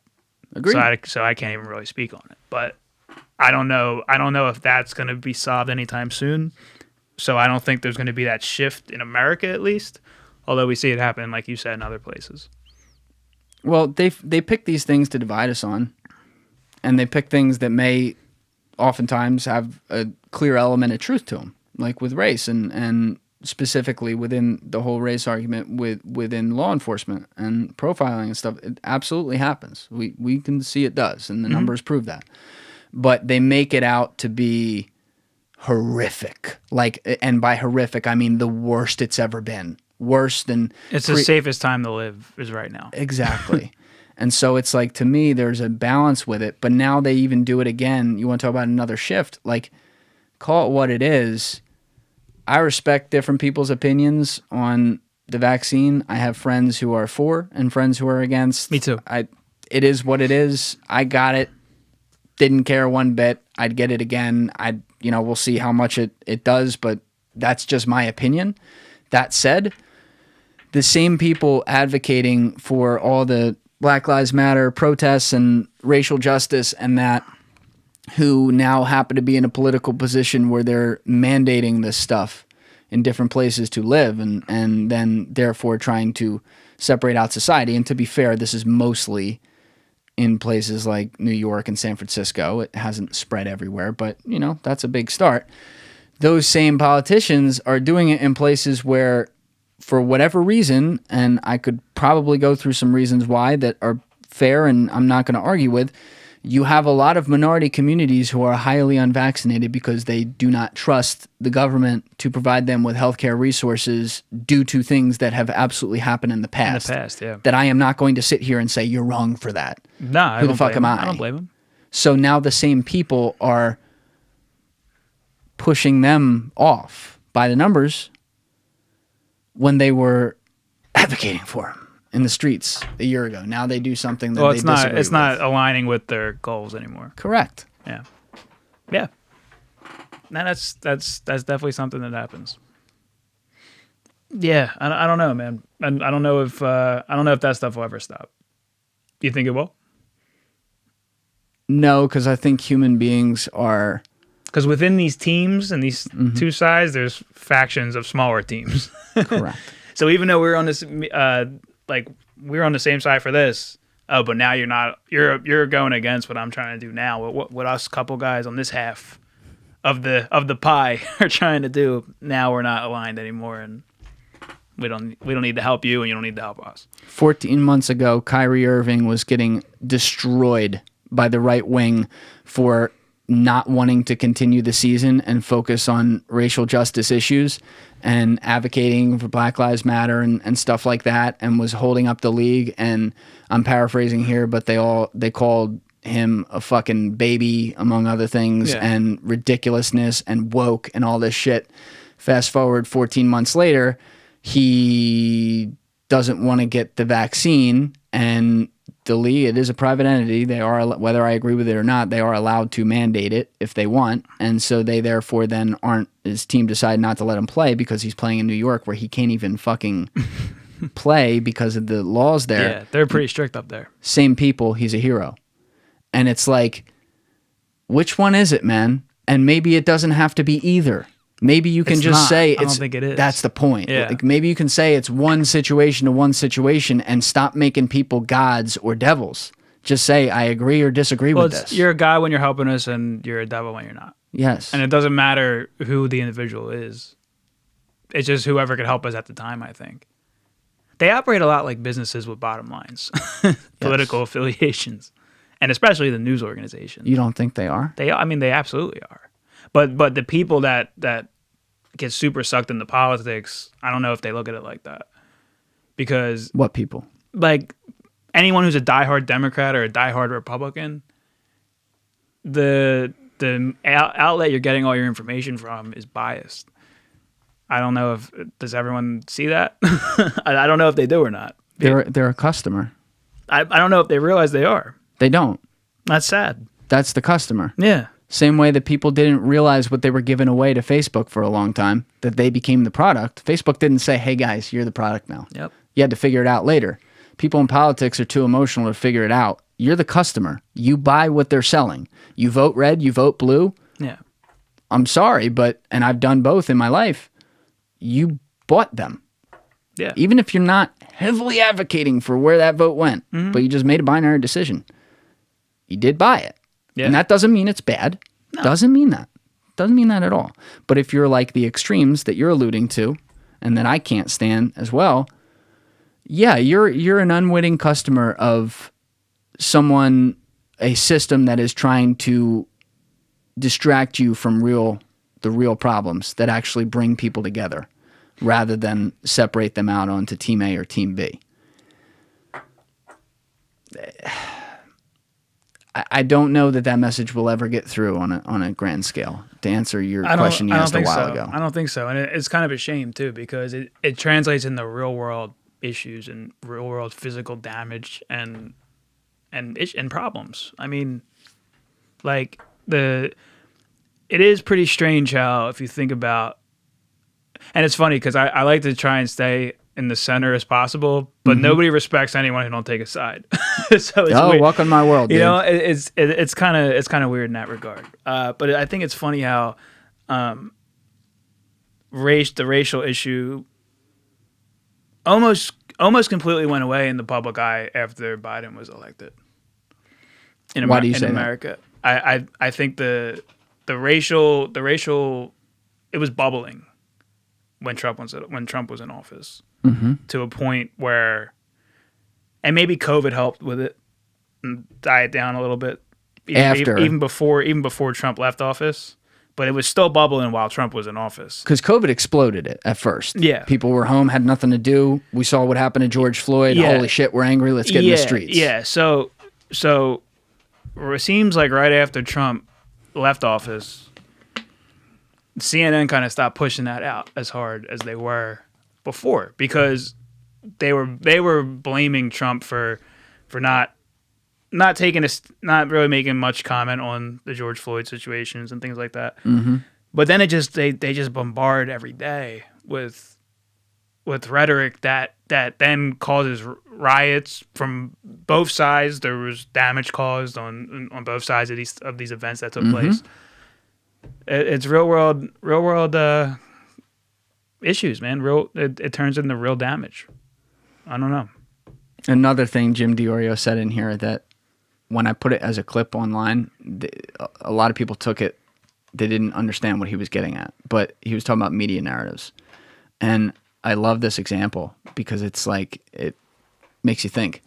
He said the summer before 9/11 right into not literally like the day of, an enormous news story was rampant shark attacks across the country, down south, even up on the northern seaboard. And suddenly the planes hit the tower and the sharks stopped biting. That's kind of like- what I was getting at with my. You're my saying thing. it Yeah. beautifully, just how he did. He put the visual on it there, but That's the truth. a lot of people said, yeah, because a real fucking news story happened. I said, yes, you're That, right. But then you're also implying that this was a fake news story that we've been pushing for however long. to scare the fuck out of people. Yeah. It's like, so shark bites, and I'm throwing random numbers out there. These are not real numbers, but shark bites were at 100 for the summer by September 1st, as opposed to the average of 85.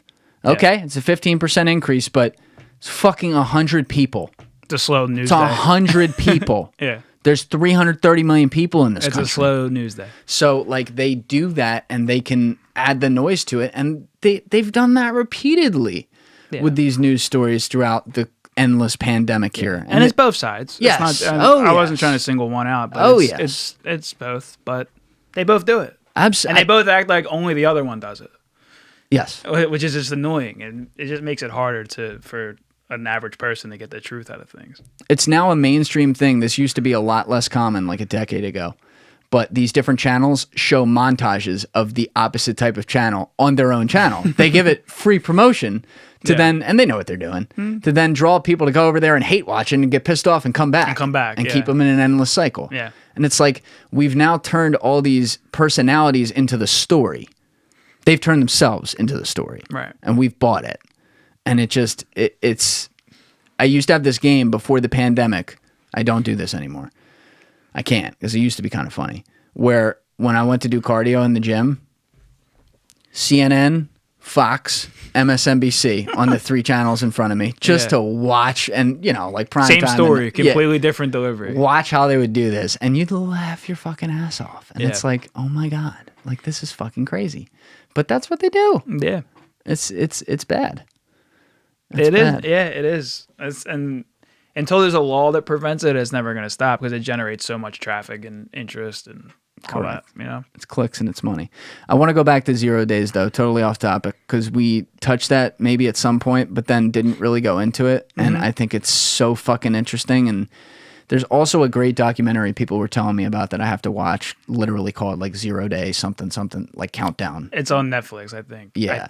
Yeah. I've seen it. So I got to check that out. People Google that around. If you haven't checked that, I'll take a look too. But I was really compelled by the 0 day scenario with something else you and I were talking about either before camera or on camera about like how they did it with Iran. The US did, finding it within the Microsoft operating system, and then how Russia did it, for example, in one instance with Ukraine shutting down their power system. Essentially, the way I understand it is that within, say, Microsoft or Mac, which are separate types of operating systems that exist on grand software that is used across all different types of devices, there is a code base that is put in there, and the code base is long and extensive, and it not only creates the UI, UX, and how things go, and the if this, then that's, but it also creates systems to defend against things that can be evil or bad or not supposed to be within the ecosystem, like viruses that come through ransomware and phishing and shit like that.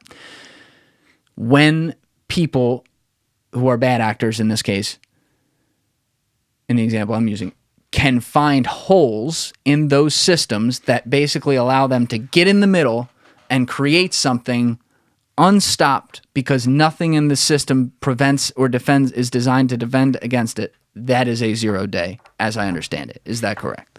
Yeah, 0 day is basically a vulnerability that you can use on the latest version, production version of software. Okay. So which means that as soon as you discover it, everybody on the latest version of the software is vulnerable to it. What the flaws actually are under the hood, there's a vulnerability in the logic of the code. That when they figure out how to pass certain data to that routine that has a vulnerability in a certain structured way, it gives them access, privilege escalation, and access to do whatever they want. So for the average person out there wondering about this, if I have Mac, like I do, and I use the Mac operating system, if someone finds a 0 day in there that allows them, let's say, to access any computer using the system, like a ridiculous 0 day, hypothetically, they can do that completely uncaught unless people are setting up systems to actually catch them, because the software will not. And even if you set up a system, how do you know about a vulnerability path that doesn't exist yet? Until it's disclosed, if you don't know about it, you just don't know about it. It's very hard. It's very hard to do that unless it's retroactively. Now, how many people out there, what is the volume of white hat hackers who are working around the clock to find this and work with the companies like Microsoft and Apple to fix them versus the volume of people who are just looking to find them and use them for either personal gain or the worst of the worst to fucking rule the world? So what's interesting about 0 days is that it is completely legal to develop an exploit based off of a 0-day vulnerability and sell it to whoever you want. So, for example, there's a website called Zerodium, Zerodium. I think you'll find it interesting. Zero. Dium.com. Okay, I'm pulling it up. So Zerodium, if I was to discover a way to jailbreak the latest iPhone, for example, and I could execute it by just sending you a text, and then nothing would pop up on your phone, but now I have access to your phone. Those have existed, and an NSO group actually had one for iOS 14. Do I have to click a link when you send that text? No. The second they send it, they're in. So, and if they have your phone number, you're burnt already. You're done. Yeah. If you go over to bounties, scroll down a bit. Okay. There's your pay table. Zerodium payouts for desktop/servers. So let's see. Over here, up to 1 million, and it says that the thing you can do for that is win RCE 0-click. Yeah, so it's a 0-click remote code execution vulnerability, which means if you scroll down a bit to the mobile section, you get up to 2.5 for an Android 0-click, and FCP means full code persistence, which means it persists even if you restart your phone. So you get up to 2 million for, like, if I restart my phone, like turn it off and turn it back on, it's still there. Yeah, they don't. I would have thought it would have. It would have anyway. Yeah. A lot of it needs to happen after the phone's fully booted. There's a secure boot process basically in a lot of these mobile devices. Mobile security is extremely strong, even though it seems like every day somebody has a 0 day for it. It's a very complex system. There's going to be holes in it, and these people are also super talented. But that same $2 million that Zerodium will give me, Apple will give me like $400,000. Who's paying the $2 million on Zerodium? Zerodium's paying. Who the fuck are they? They'll sell it to the NSA for 10, or the CIA, or whoever. That's how they stockpile these vulnerabilities. So they try to be the middleman by beating the bounties They of are the them. They are. So right, Yeah, they look at the bounty that Apple's offering on X, and they say, all right, we're going to offer a bigger one. I think it's based on actually what clients need. Their clients. Yeah. Yeah, so like Apple could be their used client. to be at the top of this list. What do you mean top of what list? It used to get up to 2.5 million for Apple, and Android was below it. Now there's so many iOS vulnerabilities that they probably have that they dropped it a little bit. They don't need them. Wait, so there's more vulnerabilities now? I'm saying they probably have so many iOS vulnerabilities, they dropped it from 2.5 million to 2. Oh, right. They So need bigger Android supply. vulnerabilities. That's why they're offering 2.5. So like this will change. This chart changes. So because Apple has so many different bounties to hand out, they're handing out less per, and so Zerodium then changes their chart to reflect that. No. I mean, the NSA has too many iOS. They don't need them. This company doesn't report to Apple. I know, but on the other They pay side, more. They pay so much more just so you give it to them instead of Apple, Right. Or Android or Windows. But then do they go back to fucking two-time the corporations too, or are they just selling it to the NSA? I think part of this is you're probably not allowed. There's some kind of So the NSA non-disclosure agreement. So this Zerodium's fully like an NSA conspiracy. Yeah, I don't know. I don't know. That's the funny part. I don't know who their clients are, but that's the reason why this stuff has to be legal, because government 3-letter agencies need access to this stuff. The best of the best. of these vulnerabilities. They basically just pay a lot of money to stockpile them. They also have teams of extremely intelligent people that build this stuff for them too. But with stuff like this, you'll get the world's best that just want the payday. So your question about white hat versus black hat, it's considered black hat to sell the Zerodium. But I bet there's a lot of people selling the Zerodium over reporting it to Apple or So Windows. this isn't legal? This is legal. It has to be. But it's black hat. I would consider it morally or ethically gray. So maybe in between black and white. But they might use this stuff to target people like in other countries, you know? This is a show. This is what they use against journalists and stuff, like this kind of stuff. What do you mean using Like other countries use like target journalists who they don't like that are talking bad about the Saudi? government. Saudi That did they use stuff like this. So the NSO group, I think it's Israeli. I could be wrong. The NSO group is a company. The NSO group uses they buy exploits. They had something called Pegasus. Yep. Which That's works. Israeli, right? I think it's Israeli. Yeah, I think that was developed by NSO group. They're just a company in Israel. They share this stuff with law enforcement. With Israeli law enforcement. Or whoever's paying. So they shared it with other people. Yeah, because I don't, and I'm sure all these countries have their own. Like I know North Korea is very good in computer science, which is crazy, but yeah, they are. But a lot of these countries are, and this is what they do. I believe Saudi used Pegasus to hack into Jeff Bezos's phone. I believe that's what it was. And I'm not sure on the specifics. If I'm not mistaken, and I could be mistaken on this, there may have also been something where prior to them executing Jamal Khashoggi in the Turkish consulate, or in the Saudi consulate in Turkey, they used Pegasus in some way to get access to things that he was saying. I could be wrong about that. I might be misremembering that. But that's... Yeah, but it's funny, like, just looking at the table, like, it's so interesting to me, because, like, it's everything we all use is on there. What's the highest bounty you ever won? Like 1,000. Nothing crazy. No, I didn't really do it full time. Yeah, this is the kind of shit you need to be working on. This stuff isn't on those bounty sites either. This is stuff like, give me a team of people in like 8 months type thing. Or I'm somebody who's been working with this system, kind of like how I used to work with the Xbox. Like I knew the whole system in and out. These people know how the iPhone works just as well as the developers who make it. That these kind of people exist, and these security firms, they'll just target the higher priced ecosystems on this page, cybersecurity firms, and then some of them report or sell directly to government agencies. They probably don't use this, but I'm guessing if you're like a gray to black hat type guy, you'll make 10x your money just giving it here. Whew. So it's hard.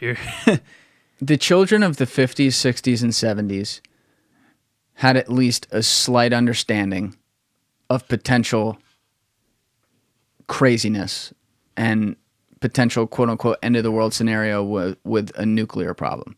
Yeah. You know, they had to do the drill in school where they went down below their desks, or if they had a bunker, they went down there. Maybe some people had it at their houses too.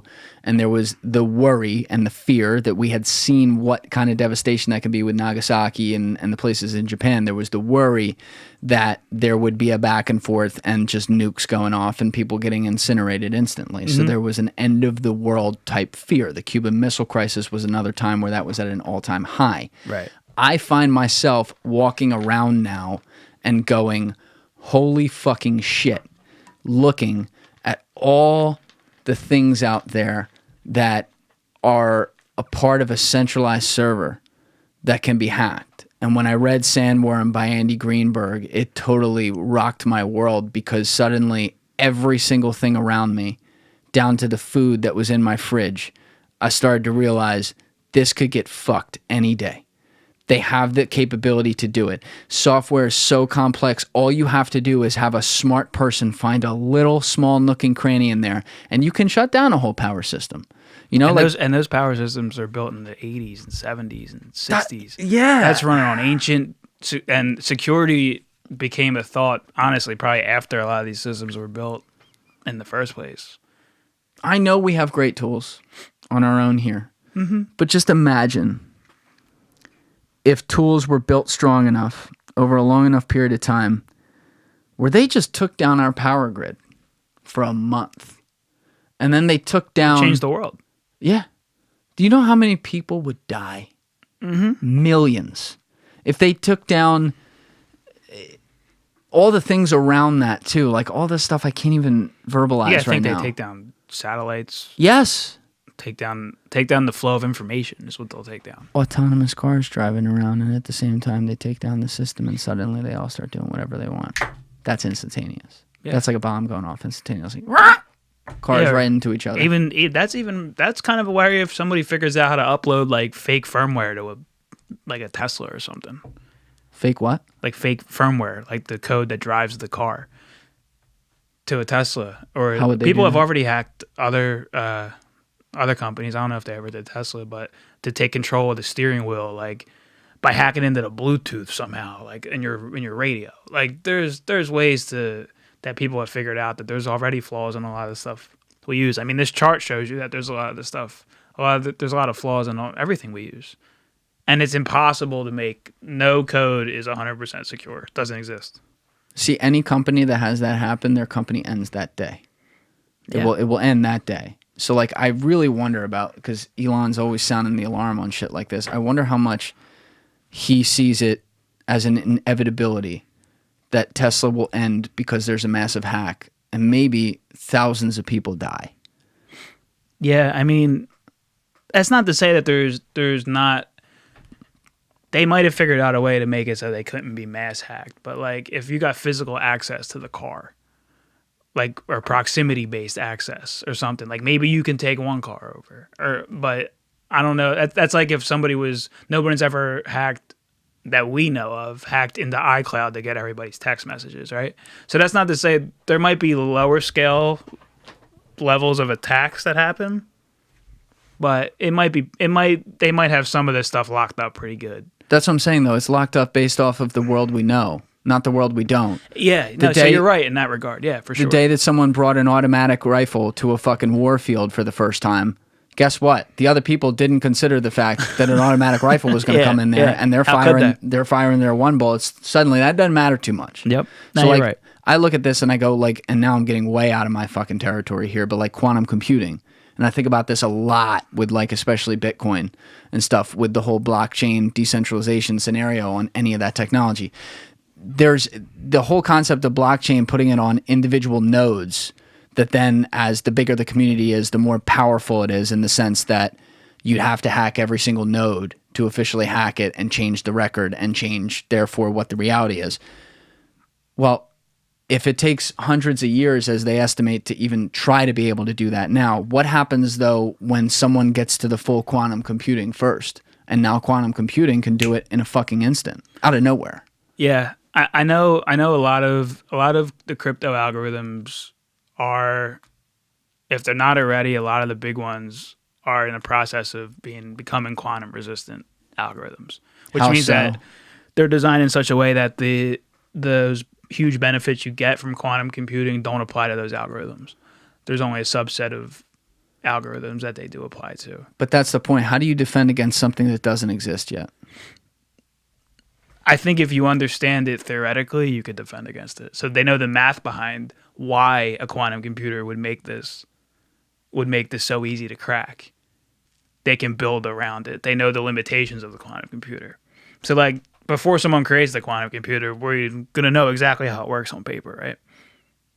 We already do, kind of. We've developed quantum algorithms that we've probably yet to run on a real quantum computer, but we already wrote them out. Now you're getting into the same territory, though, as like super intelligence, Nick Bostrom shit, where he talks about how we can simulate this shit like he's simulating it in words all day. But there's so many decision trees that happen once it exists that you can't account for. Yeah. And I don't know why that would be different. Like, they may be accounting for the theoretical base and have a very good, I'll even call it deadly accurate version of what that'll be for quantum computing. But if there is one thing that is developed within that quantum computer once it's created and is thinking for itself and is in possession of someone who hopefully can, well, maybe not hopefully, depending on who it is, can still control it to an extent. It then learns that one new thing that makes everything else that defends against the base irrelevant. You can't predict the future. Yeah, I to an extent, I definitely agree. I just think in specifically with quantum computing, they know on paper probably exactly to the second how much faster it'll be to crack Bitcoin, for example. So they designed Bitcoin in such a way that, and that's the genius of the creator of Bitcoin, that we don't even know who it was, but that blockchain is pretty future-proof as far as what we know today, and from its inception to now, what we know from now to the future still seems to be pretty locked down. Pretty smart guy or guys. I'm of the assumption it wasn't one guy. I think it was maybe the government. I don't know. But it was very well thought out. And so someone was smart enough to not reveal their name on it too. So it gives it like a legend-like figure that even created it. It was like the perfect storm of how to launch something that you want to be world-changing. I do think that if we ever figured out who it was, that would be the end of Bitcoin. I'm a huge Bitcoin proponent, but I think that would be the end. That's why it was such a good idea. I think it's something, when you're talking about the life form of everyone, outside of oxygen, whether it's taboo to say or not, is irrelevant. It is money. Oh, yeah. It is money. Like when you ask people what the two most important things in their life are, the average person is going to say family and health. What pays for both?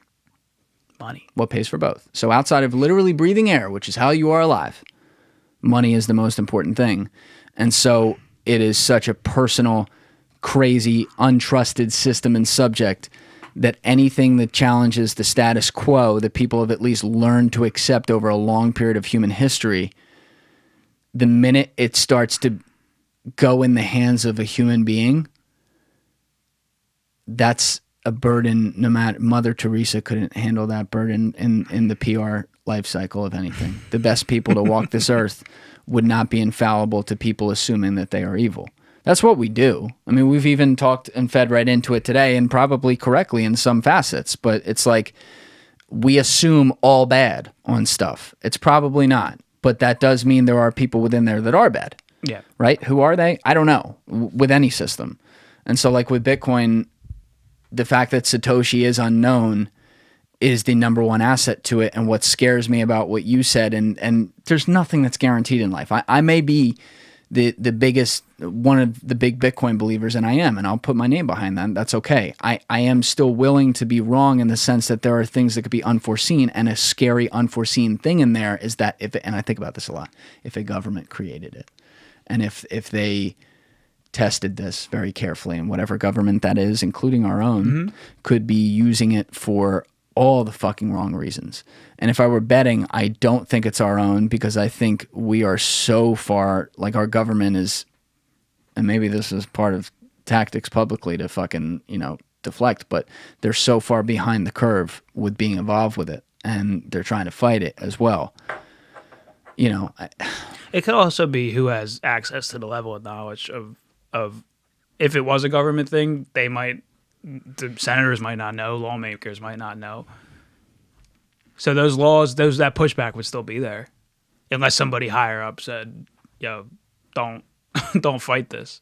But yeah, I'm not saying I know for sure or anything like that, but it's a possibility. It was a group of people.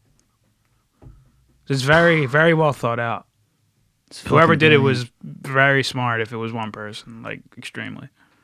It's some fourth turning shit too, because it was released on October 1st, 2008 and started trading January 3rd, 2009, which the idea released right after Lehman Brothers crashes, world starts falling to shit, and starts trading shortly before the bottom of the market in March. And it's like the phoenix from the ashes kind of deal. Yeah, crazy timing. It's fucking unbelievable. It's so heavy, man. Like I really, Bitcoin, for so many different reasons, is another thing that keeps me up at night, like wondering. And I own it. I have owned it for a long time. I believe in it. But it's like there's so much that could be wrong, and there's also so much that's like, holy shit, this is like the best innovation ever made. Yeah. It's still not perfect. Yeah, I think too many people right now are not treating it like a currency though. They're treating it like gold, like they're just storing it. Do you think it's a currency? I think that was the goal of it, to be a decentralized currency. I don't truly think it is though. I think other people have since come and done that a little better. You might be right about that. I would disagree, but I also can't come at you off the top of my head with hard evidence to disagree with what you just said, that the intention... What do you think the intentions was? Or were? Let's get to intentions in a second. I think the point of Bitcoin, as the public has now gotten it, is absolutely not currency. When I hear some of the big Bitcoiners argue for that, I think they're fucking crazy. I think it is a store. I think Bitcoin is the sun. It is a store of value, and the planets are based off of that source of energy. It is the energy that supplies it. So if I'm a betting man, I believe that a currency on another blockchain system, and right now very unconfidently, but leader in the clubhouse type deal, I'm betting on maybe something like the Ethereum ecosystem, will create some form of stable coin that cannot be created yet because Bitcoin is too volatile and too early on in the curve. But as it stabilizes, there will be a stable coin, quote unquote, that's created as the currency beneath Bitcoin that is based off of the sun itself. Bitcoin, similarly to how fiat currency was originally based off of gold. Yeah. I think that's what it would be. If they created this to be currency, though, like if that's what Satoshi intended, maybe he did, and I'm just not remembering the evidence. I don't think that's plausible, because whenever you create something that is not deflationary, it is literally... It's finite. It's finite. It is capped. Yeah. I thought that was the original intention of it. I could be wrong. That's a land grab. I think it spawned the idea that we need that worldwide. Yeah. And then as far as stable coins go, it's tough though, because what do you back it with? A government's currency? That's like the opposite of what you want. No, I'm saying that it'll be backed, and I don't know. I fully admit I haven't conceptualized exactly how this would work. I think it's backed by Bitcoin. I think it's backed by that system, and then how do you even determine then who price has and how much it's worth? What is it worth relative to?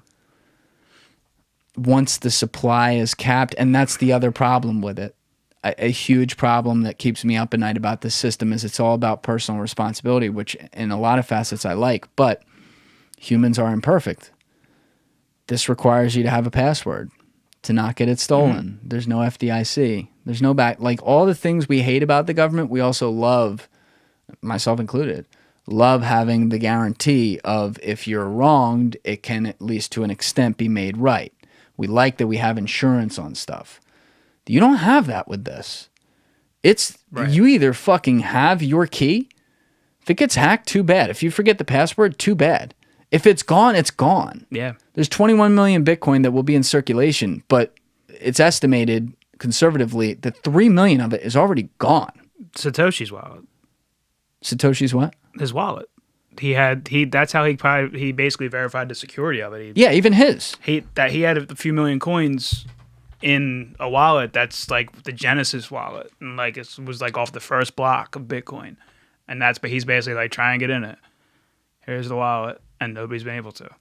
So and the ones that have been lost. That's like the Federal Reserve of Bitcoin, basically, is his wallet, because if someone breaks Bitcoin, the first thing they'll do is, I mean, if they were smart, they probably wouldn't go in his, because that would tank that would tank it.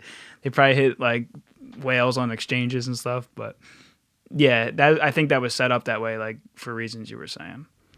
He, outside of his wallet though, there's also people who've literally lost it. Who just lost it. Yeah. I wasn't even talking about his wallet, but add that to the equation. Add that to it. Yeah, you probably only have 3/4 of the 21 million or whatever it's going to be. I think it's 21.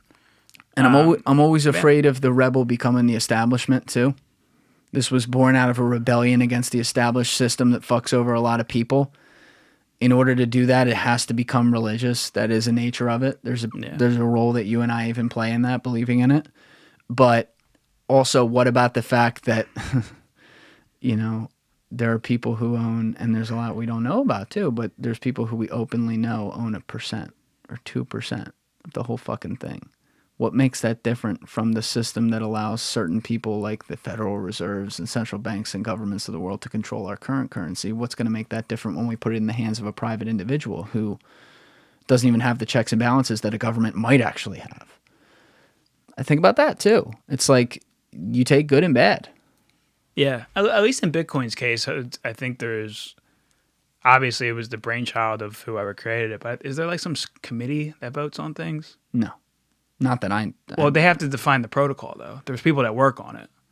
It wasn't just left by. There's been upgrades to Bitcoin, the Lightning Network, things like that. There's definitely been updates to it. There's some sort of voting governing group, but not in the that validates the protocol. They don't handle the financials. Yes, yes, and that's what I focus on. They don't affect the supply, but they make decisions based on security and things like that on the protocol, because somebody has to work on it. That's what's tough too. But I mean, I don't know when something is going to overtake Bitcoin as being the most popular one, though. It could be years. It's branded to. It's also one of a kind. It's the only thing that is completely untraceable to a human being. We don't know who Satoshi is, and it exists completely on a decentralized network. Do you think anyone knows? Governments? If it was multiple people, yeah, the people who are still alive. If it was one guy.